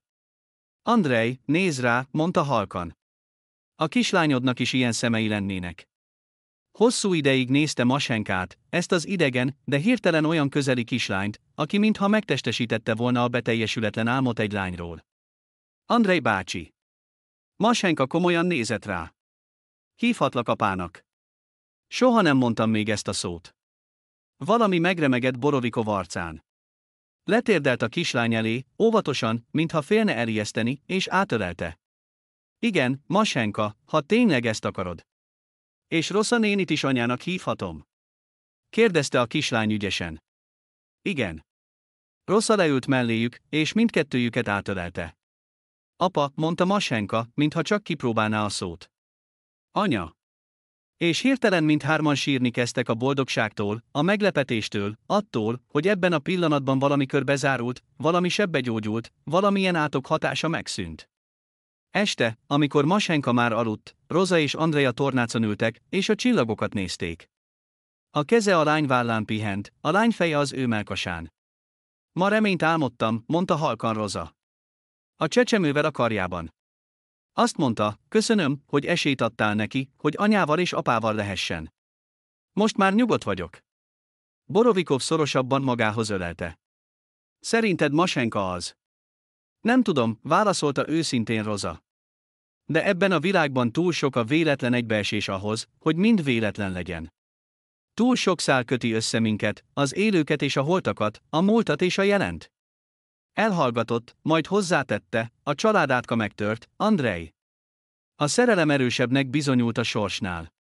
Hosszú ideig ültek csendben, hallgatva a tücskök ciripelését és a távoli kutyák ugatását. Alma, méz és őszi hűvösség illata lengte be a levegőt. Valahol a ház mélyén édesen aludt a kislány, aki kis világuk középpontjává vált. Tudod, mondta Borovikov elgondolkodva, amikor kirúgtak a hatóságtól, azt hittem, mindent elvesztettem, de kiderült, hogy csak nyertem. Roza mosolygott a sötétben. Te a vihárt választottad, és az hazahozott téged. A résnyire nyitott ablakon át hallatszott az óra ketyegése, egyenletes, nyugodt, nem múló, és eljövő pillanatokat új életükben. Életükben, amely csenddel kezdődött, mély, igazi, élő csenddel. Csenddel, amelyben végre hallani lehetett a legfontosabb szívverést a tiéd mellett. 5 év, ez sok vagy kevés? Az univerzum számára egy pillanat, egy gyermek számára egy egész korszak. A békét megtalált szív számára egy drága szikrányi boldogság, napok, órák, pillanatok alatt összegyűjtve. A Borovikovok háza mögötti kert elmerült az almafa virágzásban. A fehér szirmok a levegőben kavargtak, és súlytalanságukkal szőnyegként borították a földet, beborítva az ágyások közötti ösvényeket. A méhek szorgalmasan, koncentráltan zümmögtek a virágok között, nektárt gyűjtve. Zümmögésük összeolvadt a távoli falusi templom harangszavával, olyan zenét teremtve, amelyet a városban lehetetlen hallani. Az Ivánovka falu szélén álló ház az elmúlt 5 évben nem csupán Andrej, Roza és Masenka otthonává vált. Az egész környék reményének szigete lett. Ide jöttek tanácsért, segítségért, vigaszért. A cigányasszonyhoz, akit még mindig Rózának hívtak a háta mögött, és a férjéhez, a volt ezredeshez, ma pedig tiszteletreméltó méhészhez, akinek méze az egész régióban híres volt. A házhoz vezető ösvény ritkán volt üres. Most is egy sor ember jelent meg rajta. Egy nő gyerekkel a karjában, egy öregember bottal, egy fiatal pár, akik kézenfogva sétáltak. Megint vendégek. Andrej kiment a tornácra, és egy rongyal törölte meg a kezét. Épp akkor fejezte be a kaptár javítását. A szeme körüli ráncok mélyültek. A haja őszesebb lett, de a háta egyenes maradt, a tekintete pedig tiszta és határozott, háta mögül előbújt Masenka, 13 éves, vékony és rugalmas, mint egy fiatal nyírfa, hosszú szőke copfar és korához képest komoly szemekkel. Majd én fogadom őket, apa, mondta. Fejezd be a kaptárral, anya még a füvet válogatja. Elrohant a tornácról, és egyenes, büszkén emelt fejjel ment a látogatók felé, meglepően hasonlított egy rózsára, bár közöttük nem volt egy csepp közös vér sem. Andrej utána nézett, és szíve megszorult a gyengétségtől és a büszkeségtől. Milyen gyorsan nőtt fel a kislányuk, milyen sokat változott az évek során. A megfélemlített gyermekotthonbeli kislányból magabiztos fiatal nővé vált, aki Rózától nem csak a tartását örökölte, hanem azt a tehetséget is, amely lehetővé tette számára, hogy mások előtt rejtett dolgokat lásson, mások fájdalmát érezze, és vigasztaló szavakat találjon. Ma sok vendégünk van. Roza kijött a házból, és a kötényével törölte meg a kezét. A haját, amelyen már látható volt a ritkulás, koronaként fonta a feje köré. Mint minden nap, mosolygott Andrej, és átkarolta a feleségét a vállánál. A tornácon álltak, és nézték, ahogy Masenka fogadja a látogatókat, mindenkinek mosolyog, mindenkit a nevén szólít, bár sokukat most látja először. Ő érzi őket, mondta Róza gyakran büszkén. Átlát rajtuk, mint egy röntgen, viccelődött Andrej. Kik ezek? Andrej a 2 nőre nézett, akik éppen kiszálltak a kapu előtt megálló kocsiból. Lehetséges. Roza összeszűkítette a szemét, és a távolba nézett, arcán meglepetés tükröződött. Zsója Ilena. Zsója Makarova, a volt farkasnő, akinek arcán már nem látszott a börtön keménysége, egy kisfiút tartva a kezében sétált az ösvényen. 2 éves lehetett. Mellette Ölénő Krilova sétált civil ruhában, de katonai tartásával elárulta a szakmáját. Nem hiszek a szememnek, mormolta Andrej. Micsoda véletlen. Masenka már a tornác felé vezette a látogatókat, valamit élénken mesélve, karjaival hadonászva. A kisfiú Zoya karjaiban kíváncsian nézelődött, kezeivel az almafa virágai felé nyúlt. Roza Nikolajevna. Zoya, a tornáccal, hirtelen zavarba jött, elakadt. Épp erre jártunk? Meglátogattam a fiamat, most a városban él, saját vállalkozást indított. Ez pedig az unokám, Alexandr Junior. Felemelte a kisfiút, mintha életének legfőbb kincsét mutogatná. Ha akkor nem lett volna ön, ha nem mondták volna nekem Lesikáról, akkor nem lenne sem fiam, sem unokám. Egész életemben azt hinném, hogy eltemettem. A volt fegyenc szeme gyanúsan felcsillant. Jöjjenek be a házba, mondta gyengéden Roza. A tea épp kész. És almáspiték. Ölénő Krilova, aki leült, de még mindig ugyanolyan feszes volt, kínosan váltott lábbal. Én is. Átutazóban vagyok. Ügyintézni jöttem a megyébe. Úgy döntöttem, beugrok, hogy megkérdezzem, hogy van. Az alezredesi vállapok a vállán. Andrej azonnal észrevette, amikor levette a kabátját, hogy csillogtak. Előléptették, bólintott a vállapokra, és beengedte a nőket a házba. Igen, 1 hónapja Ölénő kissé elpirult. Azután a drogcsempészéses ügy után, emlékszik, amiről írtak. Követjük a híreket, mosolygott Andrej. Még a vadonban is, a tágas, fűszerek és friss sütemények illatával teli szobában világos és hangulatos volt. Masenka az asztalnál sürgött forgott, csészéket állított el, süteményeket rakott a tárra. A kis aljoska leugrott a nagymama karjaiból, és ügyesen vizsgálta a teret, megérintve mindent, amit csak elérhetett. Zoya leült a padra, szemét unokájáról nem véve. Milyen fürge, pont az apja. Az én leszkám is ilyen volt gyerekkorában, egy pillanatig sem tudott nyugton maradni. Rosa teát öntött a csészékbe. Jó fiú, erős. És a tiéd? Zoya Masha felé bólintott. Igazi kisasszony lett. Gyönyörű. És pont olyan bölcs szemei vannak, mint neked.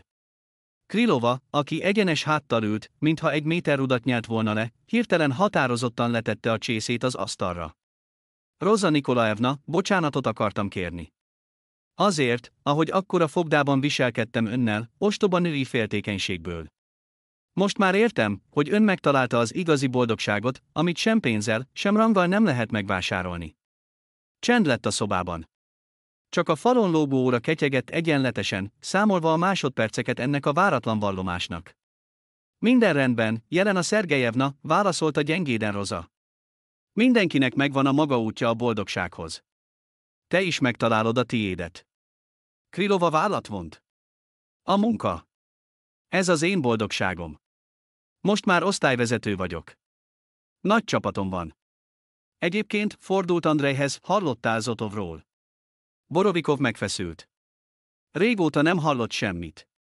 Abban a gyermekkórházban dolgozik, ahol a lánya meghalt. Ápolóként.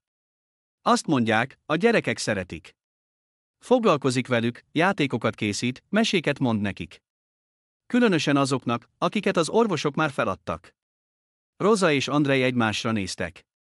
Jól emlékeztek Zotov történetére, az emberre, aki majdnem elárulta őket a saját lánya megmentése érdekében, de nem tudta megmenteni. Ez jó, mondta halkan Rosa. Akkor nem volt hiába való. Megtalálta a helyét. Az ablakon kívül sötétedett. Zoya összepakolt. El kellett érnie az utolsó buszt a városba. Ölénő felajánlotta, hogy elviszi. Nekem is arra felé kell mennem. Egyúttal még találkozunk. Emlékezni fogunk. Amikor a vendégek elmentek, Masenka elvitte a szomszéd gyerekeket a kertbe, hogy megmutassa nekik az új mékasokat és megtanítsa őket a kamillákból jósolni. Rosa és Andrej kettesben maradtak a tornácon. Az este meleg és csendes volt, tele a virágzó kert illataival és a szöcskék békés ciripelésével. Furcsa látni őket együtt, Zoyát és Lenát, mondta elgondolkodva Andrej, a volt rendőrtiszt. De hát megtalálták a közös hangot. Az élet mindenkit próbára tesz. Rosa a fejét a férfi vállára hajtotta. Különösen akkor, amikor a múlt elengedi, nem húz vissza. Elhallgattak, és nézték, ahogy Masha a kertben az ujját a szomszéd kislány tenyerén futtatja, valamit suttog neki, elpirul és nevet. Megint a vőlegényén töri a fejét, mosolygott Andrej. Az ő korában csak erre gondolnak. Tanul, válaszolta komolyan Rosa. A tehetség nem varázslat, kislányom. Mintha azt ismételné, amit Masha már többször is mondott. Ez a képesség, hogy meghalljuk mások fájdalmát, és segítsünk gyógyítani. Andrej átölelte a feleségét, magához szorította. Te tanítottad meg neki a legfontosabbat, a szívével látni. A többi majd jön magától. Rosa felemelte a fejét, és a szemébe nézett. Nem véletlenül találkoztunk, Andrej. A remény küldött hozzád, hogy újra boldog legyél. Masha pedig a mi közös ajándékunk a mennyből. Ő nem válaszolt, csak szorosabban magához szorította. Szavakra nem volt szükség. Már régóta megtanultak egymást szavak nélkül is megérteni. A kertben Masha befejezte a jóslást, és a szomszéd gyerekek egymást túllicitálva futottak a kapuhoz, hogy megköszönjék neki. A lány tekintetével kísérte őket, majd lassan elindult a szüleihez, miközben egy dallamot fütyült. És hirtelen, mintha fehér villanás lett volna a szürkületben, hirtelen egy galamb repült, körözött a kert felett, majd leereszkedett a kislány vállára. Megdermedt, nehogy elriassza a madarat, majd lassan felemelte a kezét, és óvatosan megsimogatta a hófehér tollakat. Rosa és Andrej csendben figyelték a jelenetet, tudva, hogy valami fontos, szimbolikus dolog tanúi lettek, mintha maga az ég küldte volna az áldás jelét. Masenka a tornácra lépett, a galamb még mindig a vállán ült. A madár nem repült el, csak forgatta a fejét, kíváncsian nézegette az embereket. Biztosan szelíd, biztosan, mondta a kislány. Itt hagyhatjuk. Persze, bólintott Roza, ha ő maga úgy döntött, hogy marad. Hármasban ültek a tornácon, és nézték, ahogy a nap lenyugszik, az első csillagok megjelennek az égen, és sötétednek az árnyékok a kertben. Roza halkan dúdolta azt a régi cigány altatódalt, pont azt. Masenka vele énekelt. Már megtanulta a szavakat, bár nem értette azok jelentését. Andrej nézte a nőit, sötét szilusztjaiket a halványuló égbolton, a fehér galambot, amely békésen szundikált Masenka vállán. Szívében olyan nyugalom öntötte el, amelyet egész eddigi életében nem ismert. És magasan a házuk, a kert, az egész falu felett néma és láthatatlan, de a szívükkel érzékelhető árnyékok figyeltek, azoké, akik összehozták őket. Evdokia, Nadezda a meg nem született kislányával a karjában. Andrej apja mindazok, akik elmentek, de továbbra is szerették és védték őket. A fehéréség a kislány vállán, aki örökölte a szívével látásképességét, csendesen morgott, mintha egy ősi történetet mesélne arról, hogy a világon nincs semmi erősebb a szerelemnél, amely képes legyőzni minden akadályt, minden gonoszt, minden magányt, még azt is, ami a család örök átkának tűnik. Tetszett a történet, akkor lájkoljátok, hogy motiváljatok minket új izgalmas történetek megosztására. Ne felejtsétek el feliratkozni a csatornára, és kattintsatok a csengőre, hogy ne maradjatok le az új videókról. Hamarosan találkozunk!